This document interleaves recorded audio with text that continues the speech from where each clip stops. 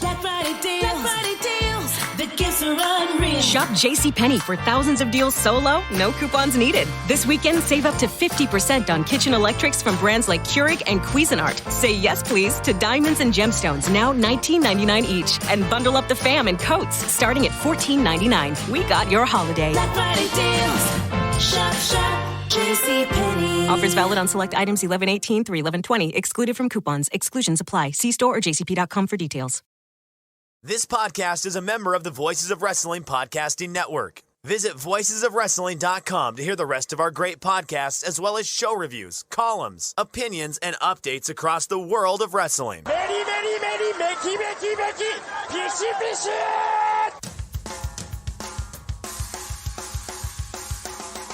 You are listening to the Flagship Podcast with your hosts, Joe Lanza. I hate the commentators. I hate the ring announcers. I hate the production. I hate the wrestling. I hate the interviews. I hate their promo style. I hate the way the shows are presented. I hate the way the shows are paced. I hate the video packages. I hate everything about this company with every fiber of my being. And Rich Crage. You know, he comes out and you're just like, ugh, gross. Like, look at this guy. In all the best ways possible. He's just the slimiest looking guy you've ever seen. I love him so much. He's so good. And we are live on the Flagship Podcast. I am Rich. He is Joe. Joe, what's happening? How are you? New and improved, Joe. More bass. Well, Joe, I do have to say, if I sound a little different to the listeners, and this isn't the pristine audio quality that you're accustomed to with the Joe Lanza audio production, and your USB headset that held together literally by tape, there was a reason for that. Lore. There's Lore, the director of Lore, the WWE director of Lore. I think sometimes Lore is a little overused, but the people can decide whether this is Lore or not. The microphone simply died last night as we were attempting to do the NFL show with Collings. So that show has been scrapped for the week. There will be no NFL show this week due to the dead microphone. I did not want to do that show over the phone. That would have been awful. So we just scrapped it. It also means that I had to spend my day hunting down a new microphone. But I had to be home for the AEW media call and do my work with that. So that was like right in the middle of the day. That's like at noon. So then did the write-up for that. Then you got to get the kids from school. Then you got to start the chicken cacciatore. Then you got to go hunt down a microphone. Got to start the chicken cacciatore, yeah. Yeah, so basically I'm like, my day was basically like Henry Hill in the third act of Goodfellas. Just, where he's trying to move the coke. He's trying to get his brother from the hospital. He's got to make sure, that he's mixing the sauce and pounding out the veal. He's got the helicopters overhead, with the FBI watching him. So that was my day today. Third act of Goodfellas. But we got the microphone. Cheapest one Best Buy had available, of course, because, I spare no expense. For this, yeah. If people think that was Joe saying, hell, I just got to go with whatever one I could find. I'll go with the cheapest one. That's par for the course. That's pretty much how things have gone since day one, really. I mean, I think I did our first show on I was on like a PS2 headset. A very old PS2 headset. Then we both upgraded to Logitech, the SOCOM headset or whatever I think I was using for a little while. Then we both upgraded to Logitech USB headsets for a little while. Those were pretty fancy. Then I moved on to more expensive microphones, and Joe, why mess with the good thing? Joe stuck with the Logitech USB headsets for the rest of the time, for the next 9 years or so. And here we are. Yeah. This is actually a Corsair. Oh, sir, not a Logitech. Wow. That's worse, I think, right? Whatever was cheapest and had a USB connector is what I purchased. Okay, at the Best Buy today, where I also replaced 2 broken Fire TV remotes. Did you know, Rich, that it is more expensive to purchase a Fire TV remote than it is to buy an entirely new Fire TV stick with remote? Interesting. So what are the remotes going for? $29.99. Whoa, no. And you can get and now listen, and you can get an older model. They had Fire Sticks. Now, they're older models. They're not 4K compatible, but for the TV we have in the kitchen, that's okay because it's just a little TV. You know what I mean? For $14.99, you can get a whole new stick with the remote. The remote itself costs $29.99. It doesn't make any sense, but I think I figured out what the reason that they are able to pull this off and get away with it. Okay, so if you buy a whole new stick, you've got to input your internet information. You've got to connect it to your fucking network. You've got to re-download all of the apps. You got to put all your passwords back in for the apps. Rich, I spent the extra money just for the remote, so I wouldn't have to go through all that bullshit. Yes. And they know that people are going to say, you know what? I'll spend an extra $10 or $15 if I don't have to take out hours of my life downloading all of the apps and putting all the passwords back in and all of the other bullshit and rigmarole. That's right, rigmarole that goes with hooking up a new stick. Now, if I were upgrading to the latest stick, maybe I just buy the new stick and save the money, right? But again, it's just for a small kitchen TV. So I spent $29.99 on a Fire Stick remote for the TV in the kitchen and the TV in the living room because the children broke the remote in the kitchen and they lost the remote in the living room.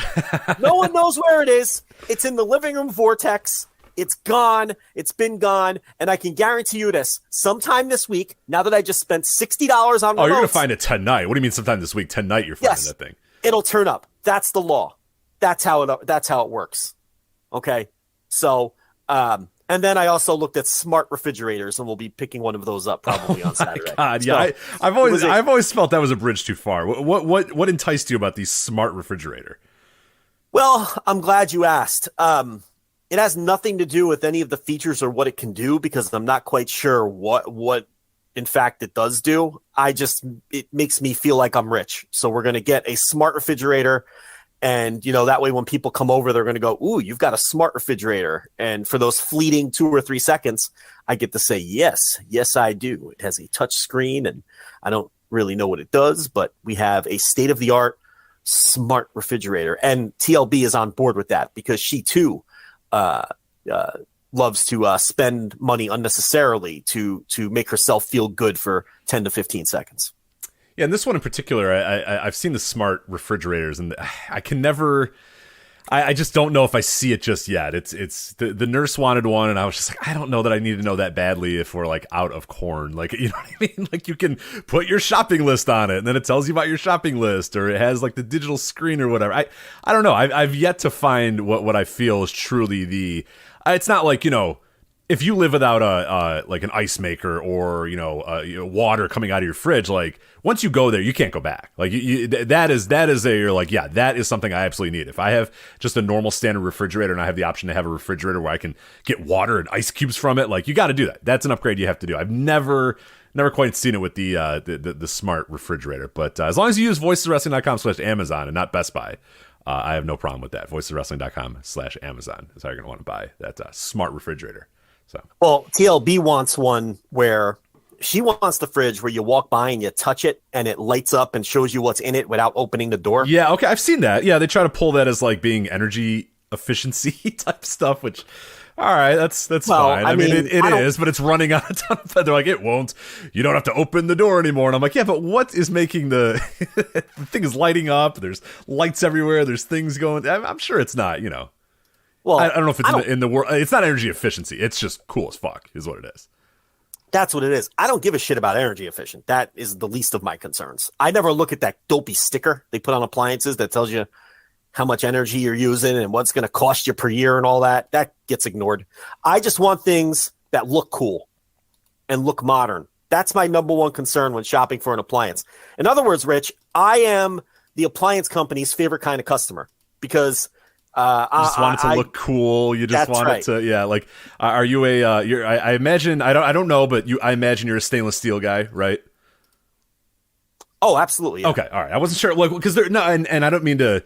I know you're not like a white, the normal like white, because then you look old. That's old fashioned. That's what your parents When I bought this house, it came with all of those old lady white appliances. Right, mine too. Yeah. And the first thing I did was go to fucking Home Depot, buy a refrigerator, a microwave, a stovetop, and a dishwasher that were stainless steel, and I sold the 4 old lady white appliances. That's the first thing I did when I moved into the house. You can't have those old lady looking appliances. No, certainly not. And the other thing I was going to say is, because now they have like and I wasn't sure if you were maybe one of these guys, because they have that like, it's not, I don't know what the term, they have a fun term for it, but they're like the black matte colored ones. Have you seen those?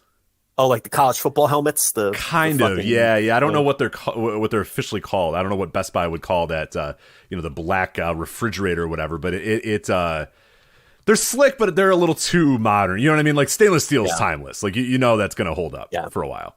Yeah. Well, this weekend we're probably getting a new fridge. Getting an upgrade. Good for you.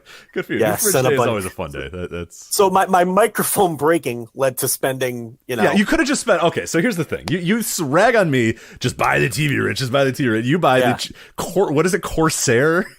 I think it's still in business. I didn't even know they were still around. It's the bottom of the line Corsair gaming headset. Corsair. Okay. Listen, it said it's GameStop's #1 choice for budget headset, it's or something like that. Okay. So, so listen, but then I end up spending $60 on Fire Stick remotes and probably another couple grand on a fridge later this week is what happens when I make a trip to Best Buy. Then I started wandering over by the TVs and I'm like, Joe, no, stop it. Because you're going to find some TV you fall in love with. You've already got 9 TVs in the house. This is outrageous. This is unnecessary. You can't set me out in a Best Buy. You can't.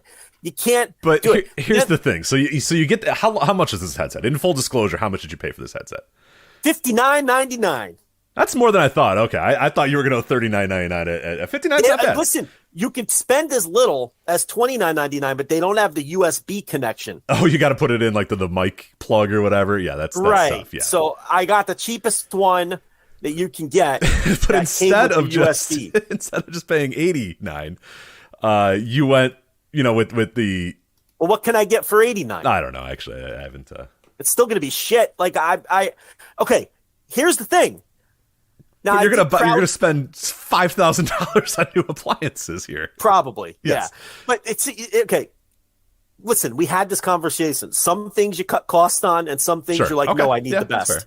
That's just... I don't know. That's how our human brains work.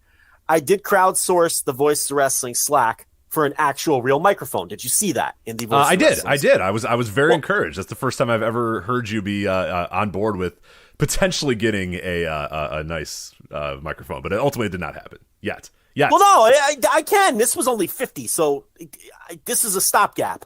So if you co-sign the one that was suggested to me, I'll fucking go to Amazon.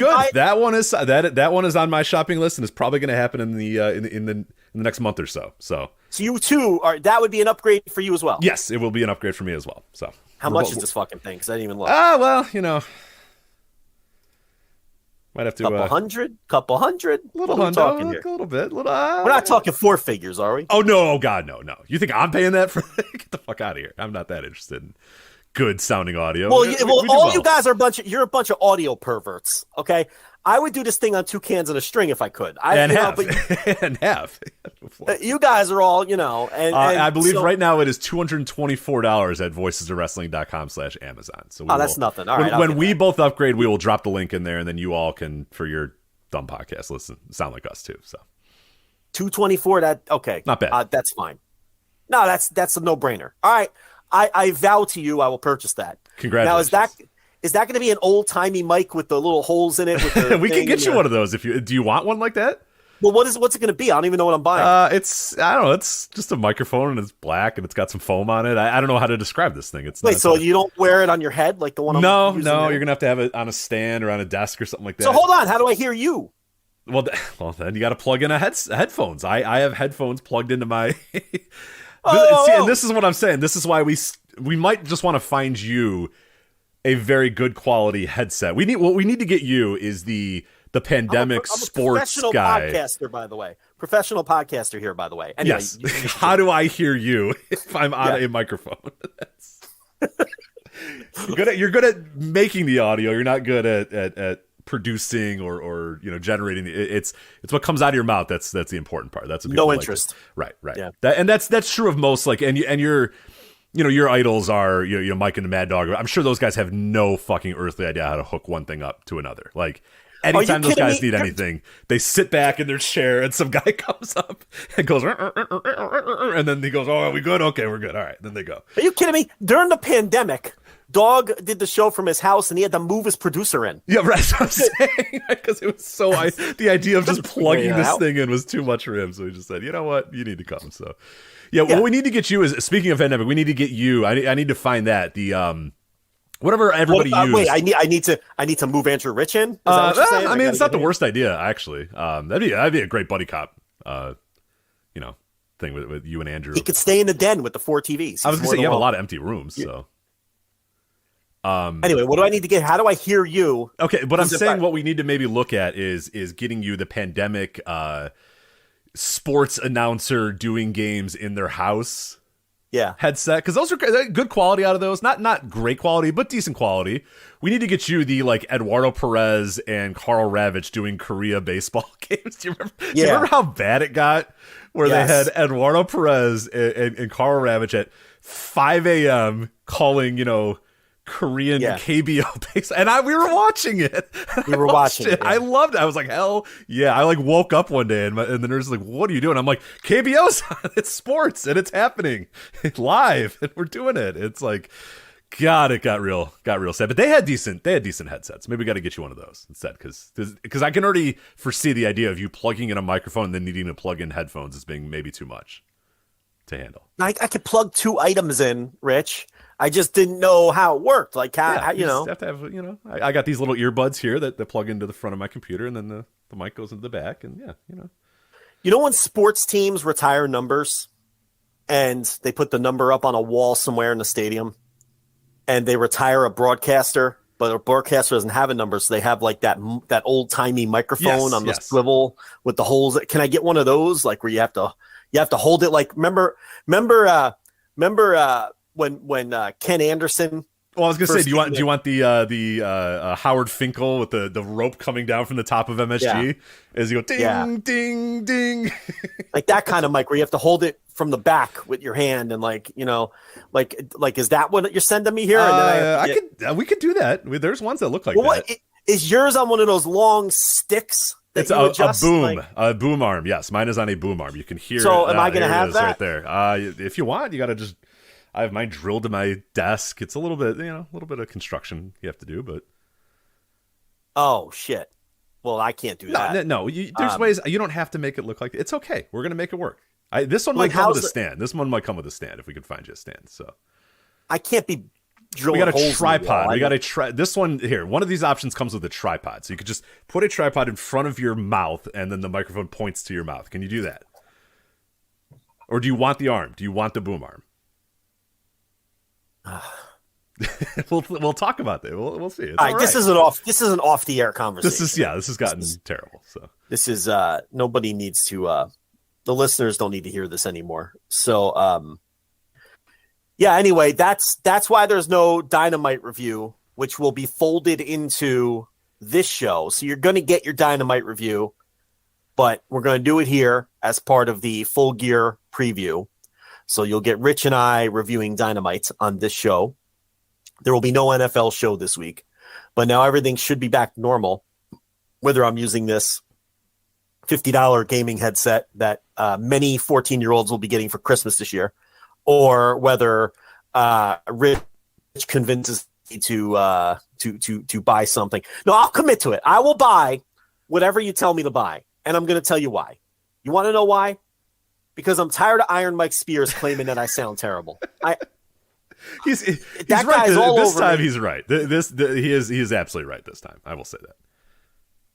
He's all over me. Okay. All right. I see these other podcasts because they're all on video now, and they're all wearing gaming headsets, all these geeks. So I'm not the only one. I'm hardly the only one. So, but I will buy whatever you tell me to buy. And if that means I have to have 2 devices plugged in, I can do that. I can handle that. So we'll figure it out. But from what I understand, I sound incredible tonight. That I can tell you, because I have been told by many listeners that my voice is just booming across their it's their bassy. devices. It's bassy. I'll say that. It's a little sexy. I won't lie. It's got a nice. Well, you know, that's a little late night lands. Was... It's late night lands all the time. I would hate to hear what late night lands sounds at this microphone. Oh, the dulcet tones. Dulcet tones are going to get real dulcet. Dulcet tones. Be careful. Yeah. Be careful, ladies of the world. Yeah, it's gonna get a little wild here when we're starting sexy. So we're starting sexy. So if I'm even sexier now, then this could be dangerous. So we'll see. But maybe I'll just stick with this baby. Instead of spending the $225. I knew it. I am spending an awful lot on. You're already squirming out of this. I knew it. I'm already spending an awful lot on a refrigerator I don't need. So maybe we can. We can get out of it. I just had to buy a dishwasher, not too long ago, and that was a whole thing. So, maybe I need to tighten the belt around the Lanza household. So, I should have kept the broken headset. I bet I could have sold that to a listener. Absolutely, yeah. Is it in the garbage or no? Yeah, I could go dig it out. Yeah, though. dig that thing out. Yeah, sell that thing. Make some money off this. I get offers for my old notebooks with my notes and my star ratings and all that bullshit. Oh, I've gotten offers for those. So I'm sure that I can sell the headset, which has thousands of hours of audio that have passed through that microphone, right? Classic audio. Yeah, that should get you talking about retired numbers. That should get retired on your wall, maybe. Maybe frame it. One of the ear pads is missing. Like it's been bad for a long time. Is that still the same headset that you had to sit a certain way, and if you didn't sit that way, it would short out and stop working, or is that did you get a new one after that? No. That was a laptop I was using where I had to. Oh, that was the laptop. That's right. Yes, the power cable would power cable. So I had to literally hold the laptop together from the bottom and the top during the entire 3-hour show with my two hands because the battery wouldn't charge. And if the power cord got dislodged, I would cut off immediately. So I did countless amounts of shows just holding the laptop together with my two hands like a sandwich. And no one really knows that. That's the dedication and work I put in. Okay. And why I didn't just buy another laptop, I don't know. Then one day I said, why don't I just buy another laptop? And then I did, and then that problem was solved. This was headset number 2. I've only had 2 in the history of the show. I had, the first, obviously, and that one, and then there's this most recent one, which I had for many years. Well, yeah, you can dig that thing out of the garbage for sure. Yeah, you can sell that. If anything, frame it or sell it, I think is any of the two. But no, just that should not be in the garbage. That shouldn't be in the garbage. Yeah. All right. Trophy case, maybe a trophy case. Get a nice, light to shine on it, type of thing, and maybe a little plaque to the years that you had this, the hours of audio, the several stuff. Yeah, no, you gotta make the most of that thing.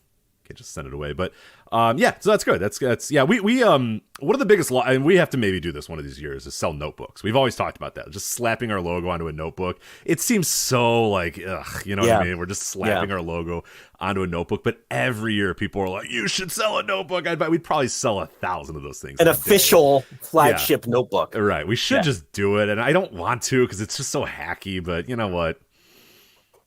Yeah. No, it's a good idea. I mean, we did coin the term one of these days, Yeah, coin the term. I mean, we really should do it and just sell the literal notebook. Yeah, that's something we should do. So we've got the AEW Full Gear stuff, then of course the NWA stuff. But Rich, you're not going to escape our new weekly bit. I've got the 3 Ringer shows here. I do. There's some tragic news to share. And, yeah. Oh man, I'm glad you got the dulcet tone headset for these unfortunate news that you do have to share about the state of the Ringer podcast. So take it away. Yes. Yeah. Then there were 2 as Mac Mania says goodbye. Oh. So Evan, Flobo, Jack, and Brian. No, not Flobo. Yeah. Flobo? Are you sure Flobo's done? And who was the other guy? Jack? Oh, Jack. We know Jumpin' Jack Farmer, right? Jumpin' Jack Farmer. I don't. Flea? Okay. No, we know Jack Farmer because Jack Farmer is the guy who we had a whole segment about him one time before because he earnestly replied to and got in a discussion with Mongo ebooks, you know. I don't know. I don't know what they were arguing about, but I always remember the name Jack Farmer. We're like, who the hell is this dork? And yeah, we found out he was just a guy from the Media podcast. So yeah, it is. In fact, it's Evan T. Mac, hence the name Mac Mania. Flobo Boyce. Flobo, okay. And then Flea, you keep saying Flea, like Flea from the Red Hot Chili Peppers? Flea? I didn't say Flea. I don't know what you said. You said no, Flea. I didn't. And I said Jack Farmer and Brian, and everybody heard Flea. Everybody heard Flea. The Noto's chat room is blowing up with Flea discussion. I said no. It's because you always cut me off. I said they reflect briefly, briefly, and then you cut me off because I was saying. Now be quiet and don't talk for a second. I'm done. Okay. I'm done. Here's why they heard Flea. Are you ready? Because you steamrolled me. Here's why they heard it. Evan, Flobo, Jack, and Brian reflect briefly. Then you cut me off. Hence, the end of briefly is Flea on the final episode of the Mac Mania podcast. So that's why people heard Flea. There's no man named Flea. There's no human man named Flea. It's the back end of the word briefly. Got it? Got it. Well, there is a man named Flea, but not the one you're thinking of. No, not on this show. No, there's no Flea on the show. On Mac Mania or this show that you're listening to right now. Right. So, so there's no, that's it for Mac Mania. They'll no longer be part of this segment. Their entire 24-minute show is their goodbye to wrestling podcasting. So then there were two on the Ringer Wrestling Show Network gimmick. Are you ready? Who do you want? Do you want the Masked Man? Now, real quick, did you listen to the Mac Mania? What's the deets? Why are we departing? You know, when Paul Levesque's new and improved WWE is just firing on all cylinders. Why now? Why now for the end of Mac Mania? Rich, I didn't listen. Why would I listen? That's one. Another one bites the dust. You know, if we weren't already ahead of them, we'd be one spot higher on the download chart. So, you know. R.I.P. to Mac Mania then.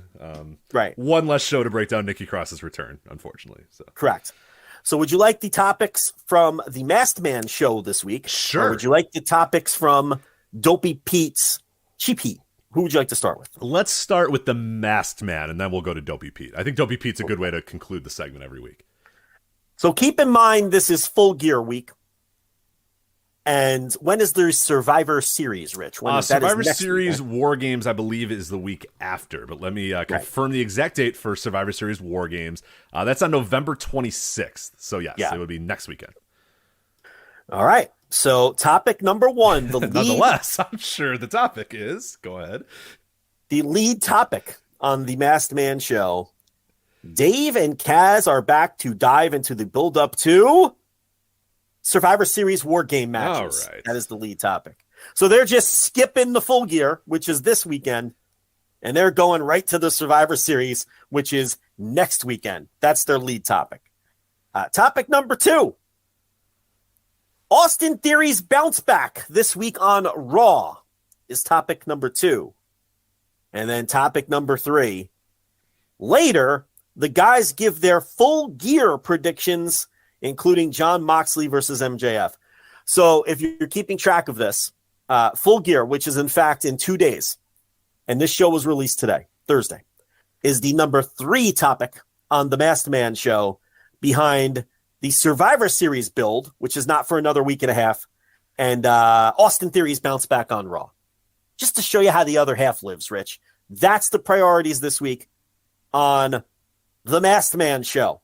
Austin Theory's... Yeah, his rebound. Okay, all right, that's fine. Yeah, he makes angry faces and rebounds. Okay, all right, fair enough. All right, we're moving on to Cheap Heat with Dopey Pete. Topic number one. Well, I'm not going to count topic number one. It appears to be the type of banter we do. So should I count this or no? Oh, So they're bantering. I'm not going to count this as their lead wrestling topic, but I'll give you the banter topic. Right, because I would wonder if somebody was talking about our show, if they'd be like, yeah, he talked about old baseball as the first topic on the week of Full Gear, because we do that all the time. We laugh about it halfway through the segment. We're like, oh my God, WrestleMania is in 2 days, and we're talking about, like 1972, New York. Yeah.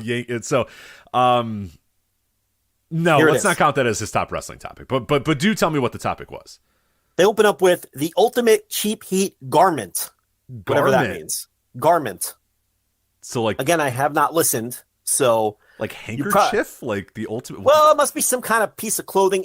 You probably have to be a listener to understand to get the bit. Whatever. Okay, that's fair. Right. It's probably just some bit that they do. Anyway, their lead wrestling topic is MJF's upcoming movie role, and maybe he joins the show to talk about it. So they landed MJF this week. So that's their lead topic, which seems fair. You know, if you land MJF, you probably want to lead off the show with MJF, right? So I think MJF. Okay, yeah. No, that's good. That's fair. Because I think he's in the Von Erich movie or something. So he is. He just got announced as a member of the Von Erich movie, which has made me and one of my coworkers very upset with the casting of the Von Erich movie. But we can get into that another day if we want.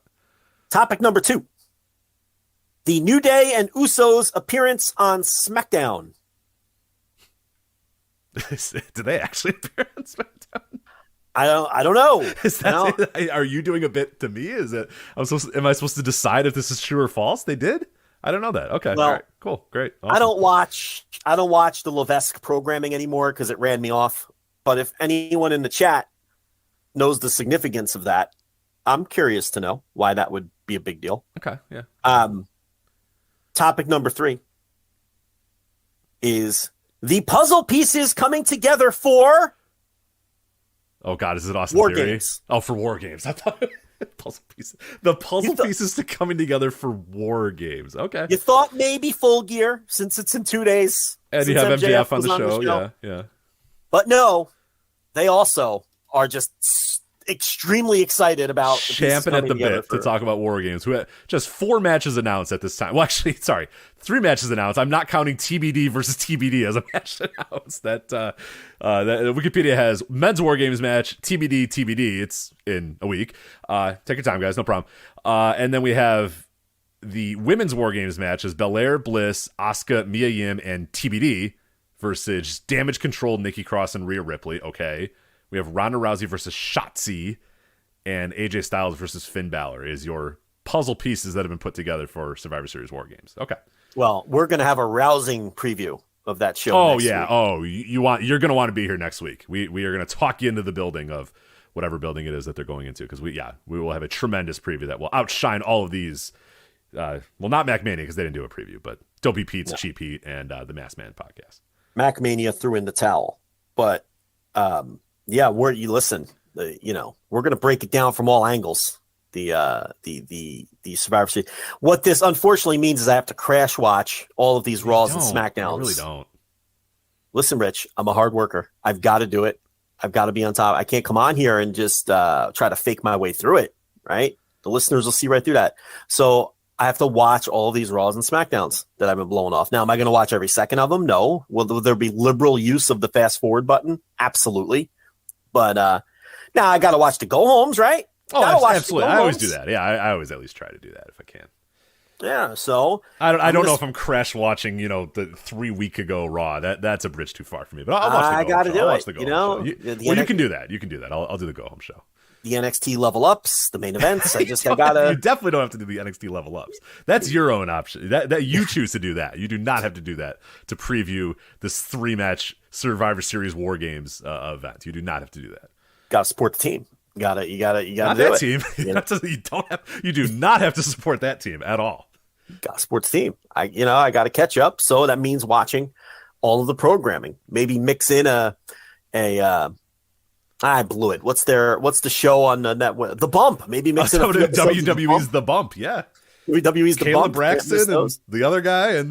Yeah. WWE's Gregory The Bump. Parks. No, he got fired. Who's the guy? No, I don't know those other dudes. Yeah, there's Matt Camp. That's the guy. Yeah, your boy Matt Camp from NXT Level Up. Yeah, it was a Level Up for a little while. And then there's another guy, and I don't know if I ever knew that guy's name, so I'm just going to call him the other guy. So isn't he on the Masked Man show? The other guy or something? Or no? Maybe not. You are asking the wrong guy. It's not our universe. Well, I've seen many tweets and many of attempts to get me to watch WWE's The Bump. I have never once consumed a minute of WWE's The Bump, so I can't. I hear it's good. Yeah, I'm sure. Okay. I've been told. Well, you know what? Watch it then this week and let me know. I will not do that. Okay. I have never watched it, and I will never watch it. But I am told it's very good if you're into that sort of thing. I am not, so I will not be watching WWE's The Bump. It's laid back, Rich. They hang out. They're on couches. They're just talking shop. Yeah, they're just talking sports. They're some talking Italian-looking guy and Caleb Braxton just talking wrestling. They're chatting up the sports entertainment, Rich, not the wrestling. They can't talk wrestling. They're talking sports entertainment. They're talking sports entertainers. They're talking about all the superstars. Yeah, superstars, premium live events. Championship opportunities. I was watching the Nick Aldis interview with Justin Roberts on the Justin Roberts wrestling gimmick, whatever he calls that show. I think he calls it the Justin Roberts wrestling gimmick. Don't look it up. And it just infuriated me because Roberts was like, and I have nothing against Justin Roberts. I know a lot of people hate him. I have nothing against Justin Roberts. He like opened up the interview with, Nick, you're the superstar most closely associated with the NWA. And I'm like, just cringing. Why are you using that word? You don't have to use that word when you're not on their dopey pre-show panel, when they're not paying you to be there, when you don't have their producers in your ear. It's the indoctrination, and it drives me nuts. It bothers me just as much as when people call three-way matches triple threats and four-way matches fatal four-ways. When these are matches outside of WWE. It's not a fucking triple threat. It's a three-way match. It's not a fucking fatal four-way unless it's happening in that company. It's a four-way match. And they're not, and Nick Aldis is not a superstar. The man's just a wrestler. It drove me nuts. Does that not bother you? Because you're not bothered by the triple threat fatal four-way. It doesn't bother me as much as, and it happened numerous times during this Hard Times show and drew me up a wall, is tag. And Joe Galley does tag every time. You don't have to do that, Joe. Joe, you're also not in that company. Like, that company makes you. Vince McMahon made people do it, but everybody does it. Every announcer that's ever run through there does it. And then when they leave there, a lot of them still do it. Galley was doing it all throughout NWA Hard Times. Midway through, a match, Velvet Sky would be, just droning on about some nonsense. You go, tag. We got it. We're watching. I got it. I know that they tagged. Thank you. Yeah, and that's clearly just ripping off what WWE does, because nobody else does that. No. It's distracting, actually. It doesn't need to be there. It interrupts your partners, number one, and breaks their flow. And, we're watching. This isn't a radio call. Right, I got it. I'm looking at the people that you were describing on the television tagging. I got it. Thank you. Yeah. I could kind of see the logic behind emphasize every pinfall attempt, because if you're doing a simulated sport, it could end at any point. Yeah, no, I there's a lot of people that got upset about that, or do get upset about that. I've never cared. Like, I think, and it sucks sometimes. Like, Michael Cole will have to like steamroll someone and go, oh my god, this could be at 1-2, no, and it's like a lot.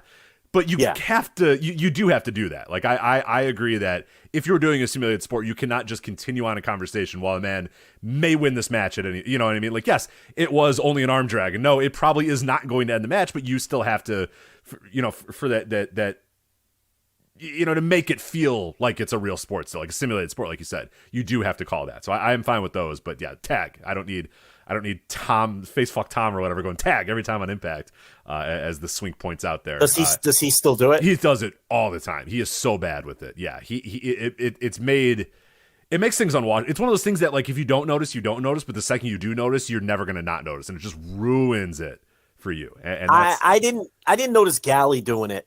He has no excuse. Face fuck Phillips worked there for a decade. It's probably habit for him. Yeah.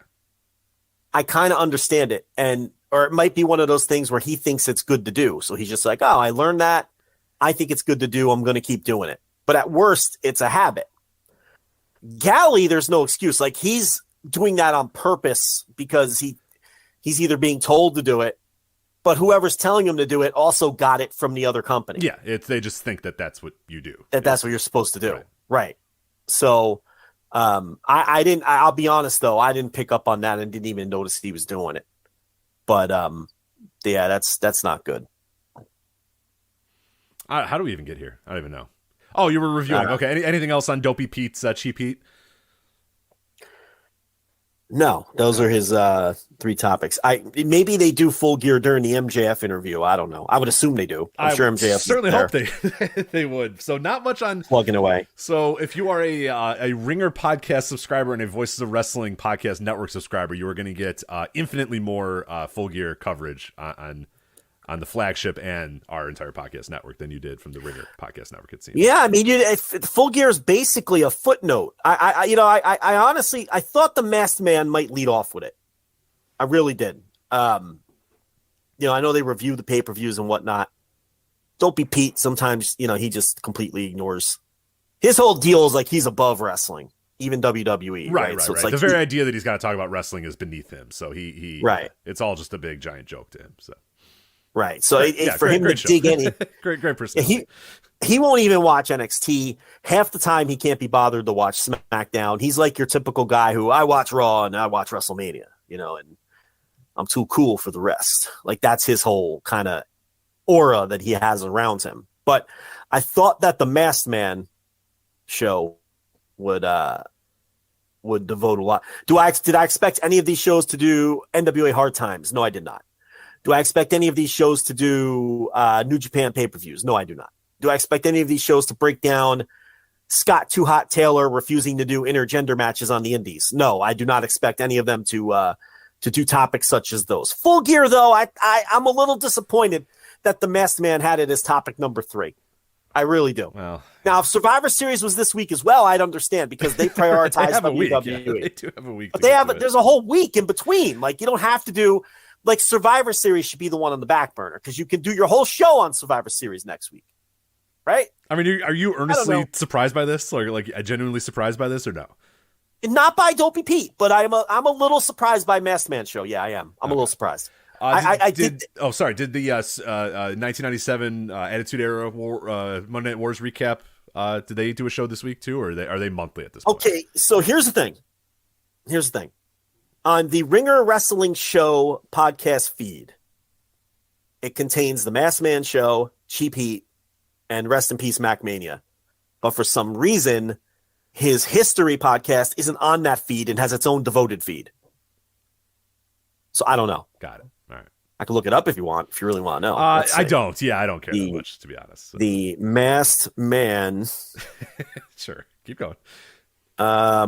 No, that didn't pull it up. What's the name of that? Did you know that Strictly Business with Eric Bischoff is now on the 83 Weeks feed? So you no longer, Joe, have to subscribe to ad-free shows and 83 Weeks. You're going to be able to get Strictly Business on your 83 Weeks feed now too. So. Oh, well, I will keep not listening to anything Eric Bischoff does. How's that sound? That's one way. But I'm just telling you, if you want to not listen to it, you only have to not listen to one feed now, which is good.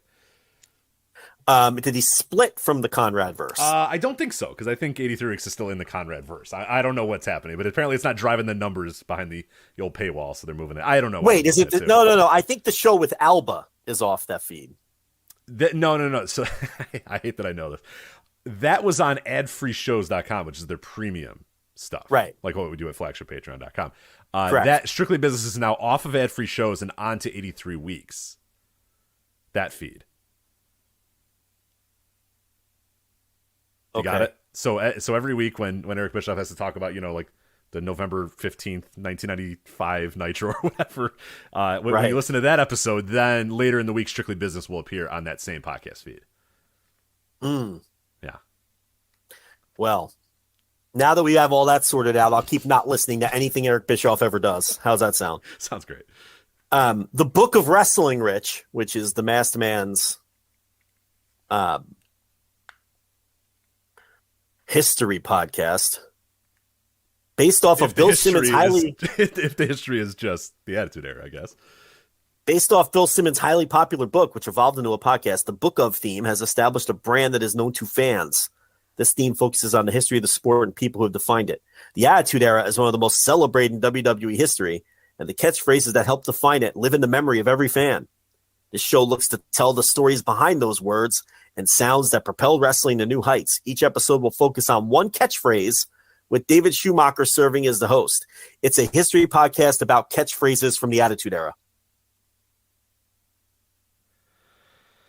All right, cool. I will continue to not listen to that one, Joe. So, sorry. All right. There we go. So there's podcasts that we don't listen to. A great segment here on the show. Yes. We read descriptions to podcasts we don't listen to and promote other shows on our show. I can't imagine anyone that's an ardent like Flagship listener is moving over to Dopey Pete's Cheap Heat, but maybe you are, and if so, you never know. We might have some crossover listeners. There's people that consume a lot of podcasts. That's true. Truck drivers, people just stuck in an office. Of that nature. Truck drivers, crab rangoon. Yeah. That nature. Yeah. In between picking up lot lizards, they're listening to Cheap Heat and the Voice of Wrestling Flagship podcast. That's such a great term. Oh, my it's a tremendous term. It's a great term. Yeah, I grew up in the because my dad worked in the trucking business for many, many years. So my grandpa was a driver, and my dad ended up being like a dispatcher and doing logistics. Grandpa Craich knows all about the lot lizards. Well, Grandpa Craich died before I was born, so because he was grossly unhealthy because he drove a truck for a living. So he died of a heart attack when he was in his 50s. So anyway, so he never met him, unfortunately. He's the wrestling fan of the family too, which sucks because that would have been awesome to talk graps with him. So yeah, a deeply unhealthy man that died in his 50s. He was a wrestling fan, of course. So that's why I try to stay a little healthy because I have a lot of the other aspects of his life. So I want to at least stay, if I could, relatively healthy. Anyway, so when either I wasn't able to get a babysitter or school was off or whatever, this was the 90s and things were a little bit different in the 90s. So what did they do? My parents do. My dad took me to work at whatever, trucking company he was working for. And I just drove around with random truckers all day. You know what I mean? Like just drove aimlessly. So one time the guy let me drive for a minute. That is awful. I hate to admit that ever happened, but I was like 9 years old. And he's like, you're not going to do anything. I was like, all right. Like, who's going to say no to that? When you're 10 or 9 or 10, you're going to say no to driving a truck down a straight line? Like, of course you're going to say yeah. My father used to plop me on his lap to just take the wheel of the 1978 Buick Regal that my family had all the time. Times are different, man. Times were different. And I became I think I'm a great driver now. So I would like to say that getting my beginnings when I was, doing 18-wheelers when you're 9 years old, that'll, these sedans, sedan's an easy drive now. It's no problem with my late model German SUV. Not a problem at all. Yeah, Rich, a seatbelt? What's a seatbelt? I never wore a seatbelt till I was a driver. My father didn't make me wear it, just at different times, I remember one time my brothers couldn't have been older than toddlers, maybe kindergarten age or younger, and I'm a little older than them, so I was maybe 9 or 10. And we're on Route 27 in Edison, New Jersey, and my father and, whatever beater that we had at the time, let's just stick with the 78 Buick Regal. He said, hey, you want to do 100? You want to see what it feels like to do 100? And of course, we're like, hell yeah, we do. None of us strapped into the seats. We're all like standing up, hooting and hollering as he's flooring this pathetic vehicle that's just chugging desperately to get to the 3 digits. And that's just the kind of shit that people did back then. So I'm not shocked at all that, Large Marge stuck you in her lap and said, you're at the wheel, young Craich of 6 years old. Let's haul this baby to Oklahoma. That doesn't shock me one bit. Lighten up a cigarette, probably. Hey, I want to light this, so why don't you take the wheel for a couple minutes? Yeah, sure. Right. Sounds good. Well, then, yeah, I also, when I was 9 or 10 years old, learned what the term lot lizard was and came home once and told my mom I learned what lot lizards were. And then... And you would think, again, it was the 90s, so it's not like my mom was like, well, that's the end of that. You were never going back to that. No, it was just like... Rich, tell the kids not to tell them who lot lizards are. And then I just, he's like, all right. Next time he brought me in, he's like, guys, come on, he's 9. And they're like, all right, whatever. And then, they just went back to doing whatever they were going to do anyway. So it made you, trust me, I grew up a lot in those. I didn't go there often, but I aged years going there and hanging out. One time I just answered the phones for a whole day, and I'm like, this is like a legit company, and they have me answering the phone. Yeah. My dad's like, we're kind of busy. You want to answer the phones? I'm like, yeah, I do. And he was like, great. No, we don't want to do it. And I'm just answering the phones for like 8 hours. And I thought it was great. I thought it was the best thing in the world. Oh, I get to answer the phones and, send forward a call to this guy. I thought it was the greatest thing in the world. They were getting free labor out of me, Jeez. You don't get all commie on me now. What did I get paid? I probably got paid in, Burger King, two for $5 Whopper on the way home or something like that. It's not. If you were one of those kind of people, you'd make a Twitter thread like totally in earnest, complaining about the free labor that you provided. My dad, I was exploited for free labor as a child. Yeah, right. You would totally, complain about that in hindsight. However, this is a wrestling podcast. It is. Believe it or not. It is. Do we have any ads this week? No. Well, no official ads this week. But we're going to let you know all about voiceswrestling.com/Patreon though later. We'll do that for sure. No straight ads though. No HelloFresh this week. Next week they're firing up back. Next week and a few more weeks throughout this year. So HelloFresh coming back next week. Good thing we discussed that beforehand when we formatted this very serious and professional wrestling, of course, podcast. You want to start with the Dynamite, Rich? Is that where you want to go? Let's do that, yeah. So you said that you did not do a Thursday Dynamite review, obviously, because your microphone was screwed up. You were in traffic. The day was a disaster. So, yeah, we're going to do it right here. Let's do it. Thursday Dynamite review on the Flagship. I watched Dynamite. You watched Dynamite. You took, I hope, copious notes, because I didn't. I'm just the guy that's going to talk about stuff, so I hope you took the notes. And, yeah, I'm ready. I always have the notes. I'm just making sure, because I don't take shit, man. All the notes are up here. Take the notes. Oh, well, excuse me. I don't have the steel trap. Well, when I fill in for you on the Thursday Dynamite reviews, I don't know how many notes you have.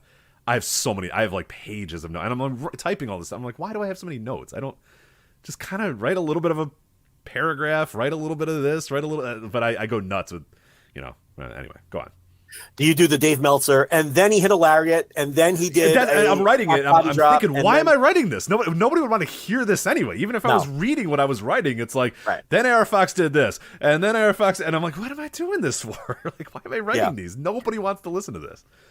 No, I usually average about three quarters of a notebook page for each Dynamite. I don't know if that's a lot, that's a little. No, that's probably a little, but that's probably where you should be, actually. Probably about 3/4 of a page. Every now and then I'll use the whole page. But it's just little, like, no one else would be able to read what I'm writing. It's all shorthand and things that I understand that nobody else would. Because I'm not even looking. I'm looking at the screen while I'm jotting this shit down. And then I have the matches, and I have the winner circled. I have the person who took the fall in the tag with nobody cares. Let's review Dynamite. Little JJ Walker. Do you want me to go with the JJ Walker, or do you want to go light it up like dynamite? Oh, I prefer the Walker. I prefer the Walker version, if possible. I guess you got both anyway. So I did get both anyway, but I prefer the Walker version. Okay, so all right. Dynamite. Do you like the good times, Rich? I love the good times. Yeah, great show. Took place in my backyard. It did. Not far from Halstead Street, actually. There you go. Can you see the housing project it was based on? Well, can't see it anymore. They have knocked down the Cabrini Green homes, but saw them for many years. Yeah, that was not a great place. They made the most out of it. I'll tell you that. They made the most out of it. But yeah, Cabrini Green had some rough. Well, Rich, that was the point of the show. Just a hardworking family getting by. Yep. You know what I'm saying? So.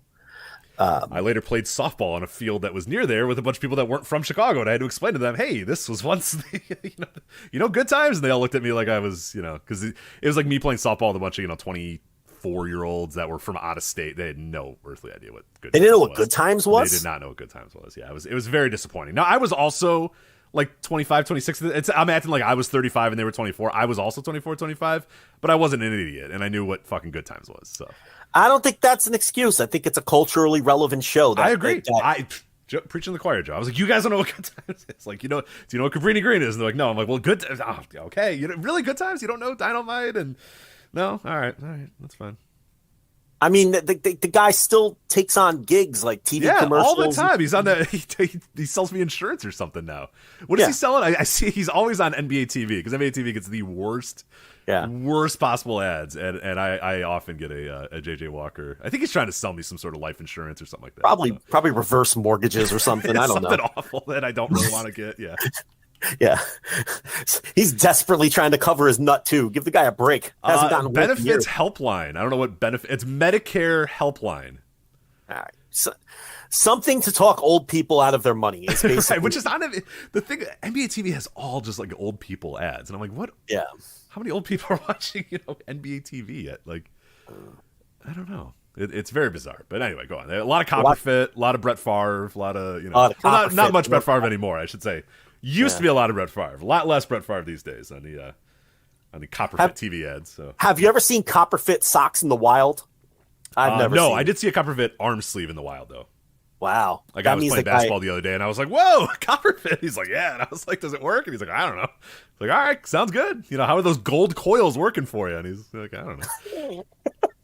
You know what I mean? Like, they present them as like, there's like literally gold in the, you're like, whoa. And they're, like, you see the technology. Like $25 at Walgreens. You're like, all right. I mean, yeah, they have gold coils and they zoom in on the coils and they're like, they're like tightening up and you're like, whoa, yes, wow, those are pretty tight coils. I don't know, this looks pretty good.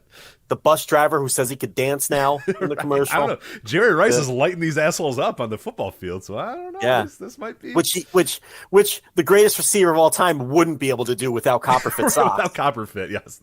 That's the difference. Yeah, I don't know. And then like it's such bullshit because then it's like a 28-year-old girl, putting them on before she puts on her rollerblades, which number one, 28-year-old women aren't wearing Copperfit socks. Okay. That's number one. Number two, nobody rollerblades anymore. That's the other thing. So it's just, you can't suspend your disbelief for that. Like the middle-aged bus driver who says he can dance all night now, I can buy that. Like that is the kind of guy who's going to pick up the phone and order the Copperfit socks. Not go on the internet, by the way. Pick up the phone and order the Copperfit socks. But that young woman, okay, first of all, she's not really rollerblading. Second of all, she's way too young. She's not. I don't buy it. That destroys my suspension of disbelief right there with that Copperfit commercial. I just can't buy it. Then there's the guy who, this is my favorite guy. He takes off his shoes on the airplane and he's wearing his Copperfit socks. Yeah. Which is first off gross. Please don't do that. Yeah, shoes off airplane guy? Come on. With your Copperfit socks? So the nurse is a shoes off airplane person, and I did not notice that until it was too late. Unfortunately, we got into a plane. You got to disavow. This is what you need to do. It was tough because we got on a plane once, and we were already pretty deep into the relationship or whatever. And she was wearing sandals. She just went pop, pop. You know what I mean? Like that exact. You know what she's doing? She lifts the one leg up, uses that to uses the other leg to plop. And I'm like, what are you doing? You can't do that. She's like, yeah, I can. Yeah. Whew. It's like, oh no, you can't do that. But I guess it's all right. I've worn a flip flop on planes. I have done that. I've done the flip flop. Okay. Yeah, I've never gone that. Where do you stand on that? I don't love it either. That's the same as taking the shoes off. It's pretty close. Yeah, you got to have like a lot of faith that you have good smelling feet. You know what I mean? Like, because I don't. I know I don't have good smelling feet, so I wouldn't even do the flip flop, the sandal. I couldn't do that to people. So. I don't know. Do you have faith in your foot odor? Yeah, I've never had foot odor. Okay, but my feet are decent looking too. I don't have like those fucking elf toes or whatever. Yeah, I got really hideous looking feet too, so nobody needs to see. Yeah, I can understand, but I have done the flip flop on the plane. I have done that. I'm not gonna lie. It's just the ease of getting through the airport. Really, is the key there. It's comfortable. It's easy. Yeah, when you had to take your shoes off, it's a little bit easier to do it. I get it. Yeah. I never understand people who go through the airport security with like work boots, these shoes that look difficult to take off. Don't you know you're going to airport security? Why would you wear the most difficult shoe you own to remove and then put back on? That has never made sense to me. Like at maximum, you should have something you could just push off with from the heel of the shoe with the front of your other shoe, right? Like or like the ease of getting them on and off is key, right? I would think so. Yeah, I would say some sort of. Yeah, maybe. I get that. Yeah, something that's easy to take on and off. I still think you need to have the socks. Like barefoot at the airport is weird in the first place. See, when I was traveling for business, I'd always have the slip-on loafer too. And that I have no issue with the slip-on loafer. I think that's probably the play. I think that's to me is the best play. Right. So if I knew I'm hopping on a plane and I'm checking into my hotel and I'm going right to a meeting or something. Right, and there's not a lot of time that I would have the slip-on loafers key for the airport, on and off very quickly. But if I'm just flying casual and I know, I'm having a lightly tied sneaker that I can just get off with my feet and slip right on. Or that's what I usually go with. I have a very, very basic, shoes that I'll just, I know that I can pop off on and off in 10 seconds and they're fine. And for God's sake, if you know you're wearing a shoe that requires socks, pick the best pair out of your drawer. These people who they have the worst socks. People, sock culture in general, people have some real bad socks. Horrific socks. And it annoys horrifying. Me too. It very much annoys me because I have you're at an airport. I have only the best in socks. You know they're going to be seen. Look, we all have a couple grungy pair of socks that we probably should just throw out, right? Those aren't the ones you need to be wearing to the airport. And the people who just freely mismatch them, you're being seen. Oh, that's manic. Yeah, what's wrong with you? You can't have a baby blue sock. And you can't have a baby blue fucking ankle sock, and then the white crew sock that goes. No, handle yourself. You're going to be seen in public. It's bad enough for you to do that on your own in your home. For God's sake, it drives me nuts. Have some pride. Have some pride. Anyway, Dynamite, Rich. Let's do it. Dynamite. We open up. A lot of foot talk here. We should do well. We should put this whole podcast on YouTube. I got sock issues. My wife's aware of this. I made her change out all her socks. It's just I have socks. Socks bother me. The nurse is a very frequent mismatched sock person, and I think it's chaos, and I don't support it at all. Just chaotic. She's like, these two are close enough. I'm like, they're not. No, they're not. They're not even the same brand. I can tell they're different. Yeah, like no. That's the worst when you can tell it's two different brands. Yeah, I'm like, no, that one's taller than that one. You can't do this. It's chaos. You can't. She's like, I'm wearing jeans. It doesn't matter. I'm like, no, it's chaos. Please. It's chaos, and I know that you have two different socks on. Right. And that's going to bother me when we go out to do whatever it is we're going to do. And like even if it's two white socks, but the patterns are different, you can tell it's different brands. Yeah. And all these socks have logos on them now. So you have one with a fucking Puma logo and the other with an Adidas logo. You just look slovenly. Again, take care of yourself, for God's sake. Have some pride. Have some pride. Claudio Castagnoli and Bryan Danielson took on Chris Jericho and Sammy Guevara to open the show. This match went on from entrances to the end of all of the post-match stuff till 8:23. So the first 23 minutes of the show were this match, which that's, they want to try to give you the long match to hold the viewers through one full quarter hour, and then halfway through that second quarter hour. That's the idea here. Claudio and Danielson win it. I thought, look, I don't like this feud. I don't like the four-way at the pay-per-view. I think it's very much a WWE-style match at the pay-per-view where both, Castagnoli and Danielson aren't really getting along. And then Jericho is telling Guevara he wants him to lay down for him, but Guevara, we weren't quite sure if he's going to go along with that. This is too much. This is too much WWE-style storytelling for me. And I was afraid in this match we were going to get a lot of partners that aren't getting along kind of bullshit. But we didn't get that. We just got a good match.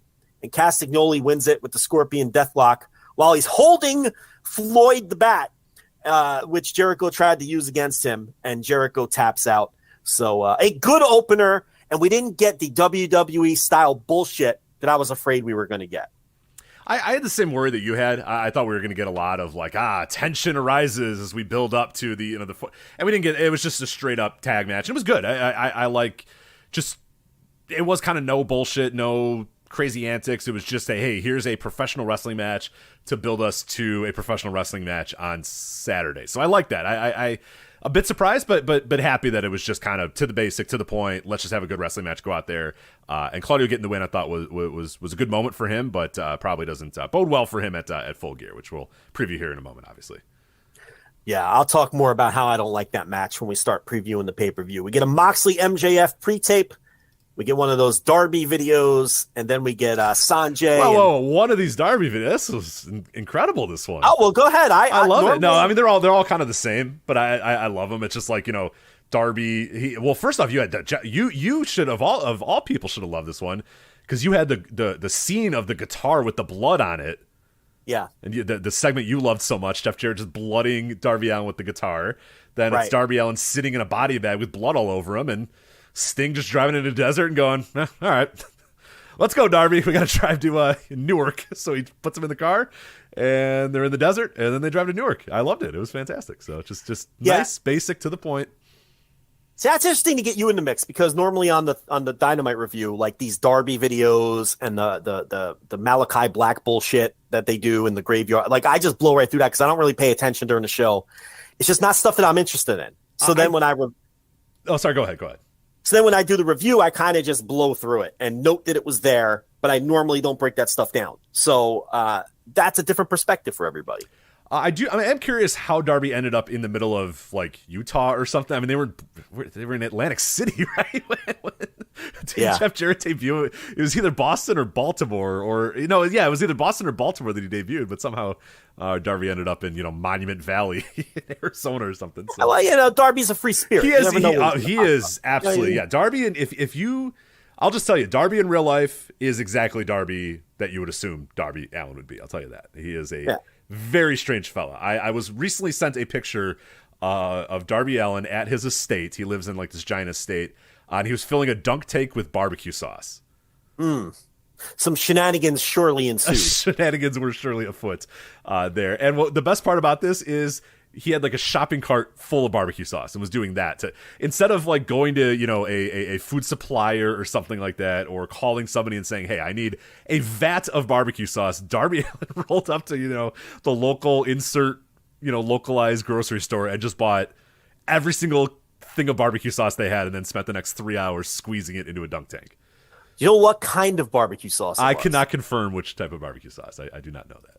I have a 6-year-old in this house who has moved on from ketchup and is all about the barbecue sauce now. Okay. And there was a great deal on the super cheap Kraft barbecue sauce. Okay. Yeah. I've seen that one. Yeah. They cost like $1 or whatever, but you can get 10 for like $6. So I was like, I'm doing that. Right. So I buy 10 Kraft original, sauces. Right? Just like Kraft original. Kraft original in like that 12-ounce squeeze bottle. You know what I'm talking about. I don't know. I'm like, it's a 6-year-old, right? And it's 10 for $6. She dips her chicken nugget, takes a taste, spits it out. Whoa, she's like hipster. She's a BBQ sauce hipster. I love it. She's like, this is different. I'm like, what do you mean it's barbecue sauce? She's like, this is not the one you usually have. I'm like, I'm trying to lie to her. I'm like, no, it's barbecue sauce. But she knew. And I had to buy, on the next grocery trip, the Sweet Baby Ray's. I was going to say, I was hoping it was Sweet Baby Ray's. Yeah, that's the, I think the clearly superior of like the cheaper. Yeah, I mean, you can get wild in barbecue. My barbecue sauce aisle is gigantic and has a bunch of different stuff that I've tried. But if you want like basic, for a 6-year-old. Yeah, slightly above replacement level. Exactly. Right. You know what you're going to get. Reliable as hell. Good flavor, decent price. Sweet Baby Ray's is the way to go for sure. So that's all she will eat. And now I have a pantry with 9.5 of these shitty garbage Kraft original barbecue sauces. So instead of saving like $4, I wasted $6. I don't know what to mix like something in a slow cooker, but then you're gonna have to eat that. No, you don't want to eat the Kraft barbecue sauce. I don't know what you're gonna do. Donate it to Darby Allin next time you see him. No, I've got bougie barbecue sauce in my pantry. Like, ooh, this looks good. It's $7.49. Fuck it, and you buy it anyway. I do. Every time I go to the condiment aisle, I always buy like the most expensive random one I've ever seen. I'm just like, oh, this looks pretty good. This must be good. It's $9. It's $9.50. It's got to be great. Yeah, this has to be fantastic. Yeah. And sometimes they're not. Let me tell you. Yeah. But I keep them. The problem is because I spent that $9.50, I don't throw it away. Right. And I look at it all the time. I'm like, this thing sucked, and I don't want it again. But I'm like, I spent $9.50. I better try it again. And then like 2 months later, I'll try it again. I'm like, nah, it's still kind of not that good. But yeah, why? And then you say to yourself, why did I think that this smoky oak apricot flavored barbecue sauce was going to be good? I don't even like apricots, but you bought it because it was expensive and you thought it was going to be good. I'm going to do this with a $5,000 refrigerator on Saturday, just to let you know. Right. And I'm going to have the same buyer's regret. Yeah, exactly. Except it's not Right. But now I have a 6-year-old who is particular about her. She wants $2 barbecue sauce, not 89-cent barbecue sauce. Okay, so this is going to be a problem. Anyway, then we have Sanjay Dutt and Double J Jeff Jarrett and the gang responding to the Darby video. So they, of course, are going to have a tag team match at the pay-per-view. We get the Acclaimed music video, where my favorite line was, I didn't write it down, so of course I'm going to botch it. But he said that Swerve Strickland likes to take selfies with people who aren't even famous, which I thought was a good line because yeah. I, too, much like Max Castor, don't know who half of these people are that they bring on the show, and they're supposed – I know who some of them are, obviously, like Rick Ross. Yeah, like, I was going to ask. I forgot to listen to that segment last week or a couple weeks ago when Rick Ross was on. But not only was he a great promo, you know Rick Ross, though. He's famous enough that you know Rick Ross. Yeah, but like I'll give you a good example. Like the guy who designs the designer jackets, no one knows who that guy is. And people in the Discord, do you remember that guy? Like I do, yeah. People are like, no, that's da da da da da. And it's like nobody knows who that guy is. Nobody knows who that guy is. Stop it, okay? It's you know, pretending Shrina was relevant in 2022 was certainly an idea too. Yeah, that was another one. But I don't think she wasn't with she was with Jade. Oh, that's right. That's right. She wasn't with Swerve. I apologize. Right. They didn't put her with Swerve, but she's infinitely more famous than that jacket the jacket guy. Like, you know, like, they're like, we're backstage here with Swerve and the jacket guy. It's like, yeah, all right, cool. Like, you know. So I thought Castor, that was an excellent line, and then he threw in the line about Will Washington, saying that your family is tied up with the sheets or whatever. So some inside stuff there, but it filmed on the beaches of Atlantic City, if you noticed. Is that where that was? Okay, there you go. Yeah. So Captain Insano as well, the Big Show stealing money. Paul White reprising his role as Captain Insano, stealing lots of money. Old no more BS.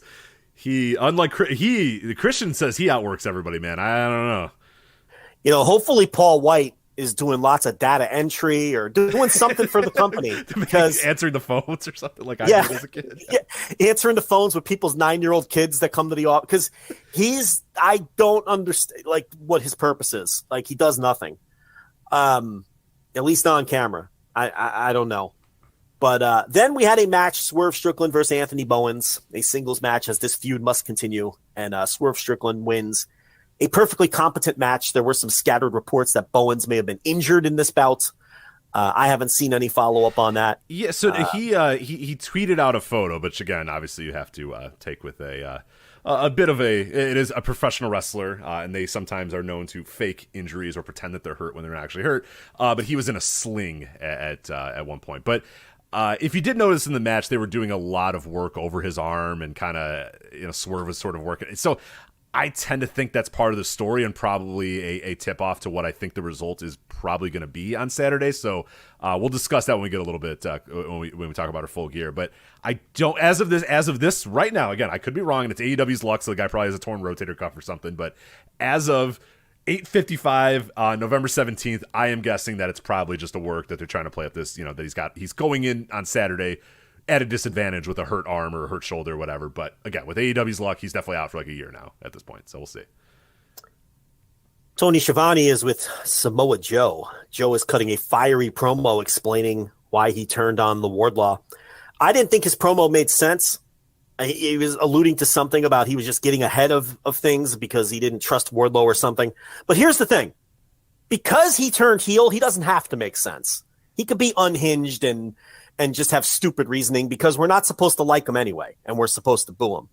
The promo itself was fiery as hell, and I thought Joe really put a lot of passion into it and did a good job. So then Will Hobbs comes out, and he cuts a promo on Joe. Then Wardlow's music hits, and they're both waiting for him to come out to put the boots to him, but he comes in through the crowd and attacks Samoa Joe from behind. So these men are going to have a three-way at the pay-per-view.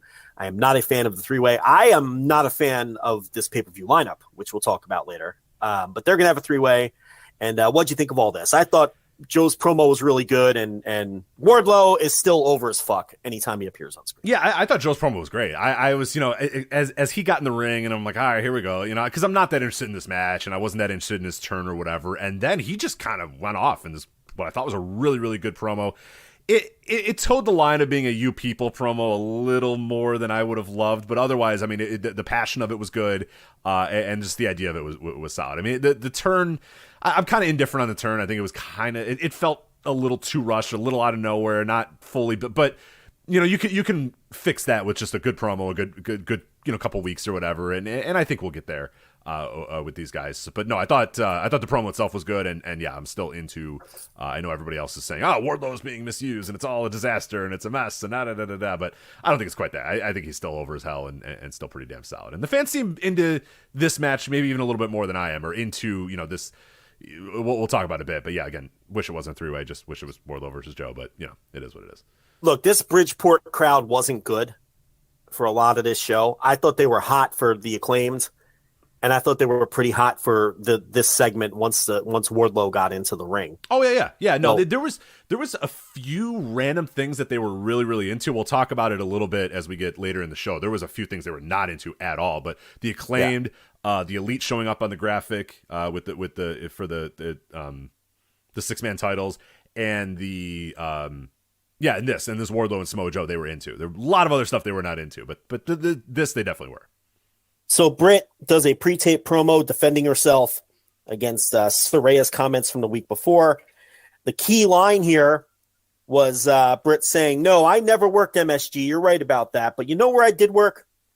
I worked Daly's Place every week of the pandemic when I was carrying this company on my back and working hard and making sure that the fans had a show to watch." And Rich, how the fuck is Britt not the babyface in this feud? Well, I think she might be. I think this week let me know that they probably sat down and this. I don't know if this is the vibe that you got. I guess we'll talk about it a little bit with Saraya when we get to her promo. I think they sat down and basically said, "Okay, this has been a disaster so far. It's not working. The plan that we had for Saraya, what she was saying, the content of her promos, it's not going to work. It's bad. We need to switch gears. We need to change gears right away. And Britt has to be the babyface, and Saraya has to be the heel, and we're just going to go right down to end." Because exactly what I thought they should have done a couple weeks ago, they did do this week. Where Saraya, when she cut her promo later, and then I hate to jump ahead, but I guess we go ahead. When she cut her promo with Renee, it was like, "I don't know what you're talking about for opportunities. I want to be here because I want to face the best in the world, and you're the best in the world, and I want to face you on Saturday." Boom, they got her out of there. And I was saying that's exactly what I wanted to hear a couple weeks ago when she was ranting and raving and going on and on about, "I'm here to save the division."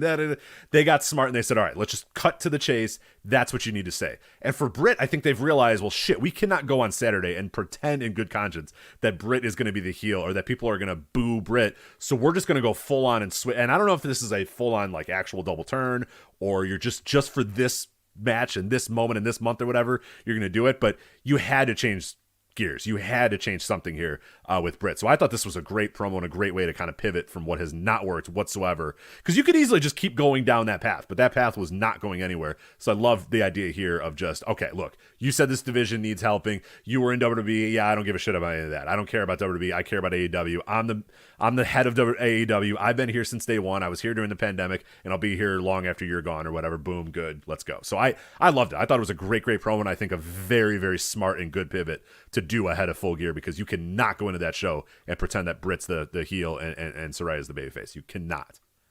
I mean, that's what it felt like, but I don't know necessarily if that's their intent, especially based on Tony Khan's comments on the media call, where, he kind of doubled down on the original story. He said that when talking about this match, every time he said, not everyone who's from outside this company is the bad guy, and not everybody who started with this company is a good person. When he was talking in kayfabe, putting over the story of this match. So he kind of doubled down on the idea that Saraya is the babyface, which is ridiculous. I mean, I would be very surprised if Britt Baker doesn't get cheered and Saraya doesn't get booed on Saturday, because the psychology is all wrong here. I mean, I just feel like Saraya is someone who we know that she didn't follow the company. She didn't know anything about AEW. She didn't watch it. She didn't, do her homework and catch up on it. They bring her in. And I think she came in and did the kind of promos that she knows, which from the last place that she came from, the fans were constantly rejecting what the company was giving them, right? In that era of WWE. That's not the case anymore. Their fans generally like with the company. You don't get CM Punk chants at WWE shows. You don't, they boo and cheer the right people according to the storylines because they've run everybody else off. But when Paige was last relevant in wrestling, to get over as a babyface in the WWE, you had to shit on the company because a lot of the fans were always angry at the company. So she comes in and is cutting promos saying she's here to save the division and this is my house now and all this. And it's just, the problem is AEW fans like AEW. They, the psychology is different. That's why I think none of this has worked. She's cutting the kinds of promos that she knows get over, but she's cutting them in the wrong place. This isn't 2015 WWE where that kind of promo is going to get over with the crowd. Because the crowd is like, oh, wait, I'm supposed to like you, but you're putting down this place that I like. You're healing the company, and we like this company. And we like the company. Yeah, right. Like you're telling me this division stinks. I like this division, and I like this company, and I like the women in this division, and I don't think you need to save anything. And I think it's just a combination of Saraya not understanding where she works, and Tony Khan letting Twitter win on this one. He is too online. And this is one of those instances where he is starting to believe what people say on Twitter. You've got to ignore those dopes. The AEW core fan base likes the product that you're presenting. Don't have a babyface go out there and endorse the idea that your whole women's division is bad.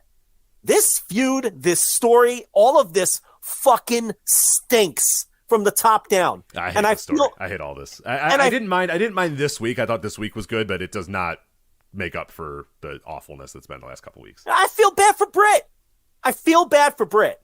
Because she's a heel and she's been put in a position of, like, last night doing what to me was a babyface promo. You think it's a flat out turn. That's how a babyface it was. And it might be. And I don't blame her. You could tell there was passion in her words too. Like you go back and watch that. There is passion in her eyes and in her voice when she's defending herself. From Paige putting her down last week. Big time in her. Oh, I've worked here and I've worked Tokyo Dome, which she never did, by the way. Right, the Tokyo Now, she did correct herself on Twitter, to be fair. Well, yeah. She said she got caught up in the moment and meant to say Sumo Hall. Whatever. I didn't even take it as her. A lot of people took it as her lying in the promo. I didn't think that was a big deal saying Tokyo Dome because I thought it was just typical pro wrestling bullshit where you tell a white lie because you can. You know what I mean? That stuff doesn't really bother me. But then she did correct herself later. So whatever. But the bottom line is she's big time in her. And I'm sure that was annoying to Britt on some level. This is all a mess.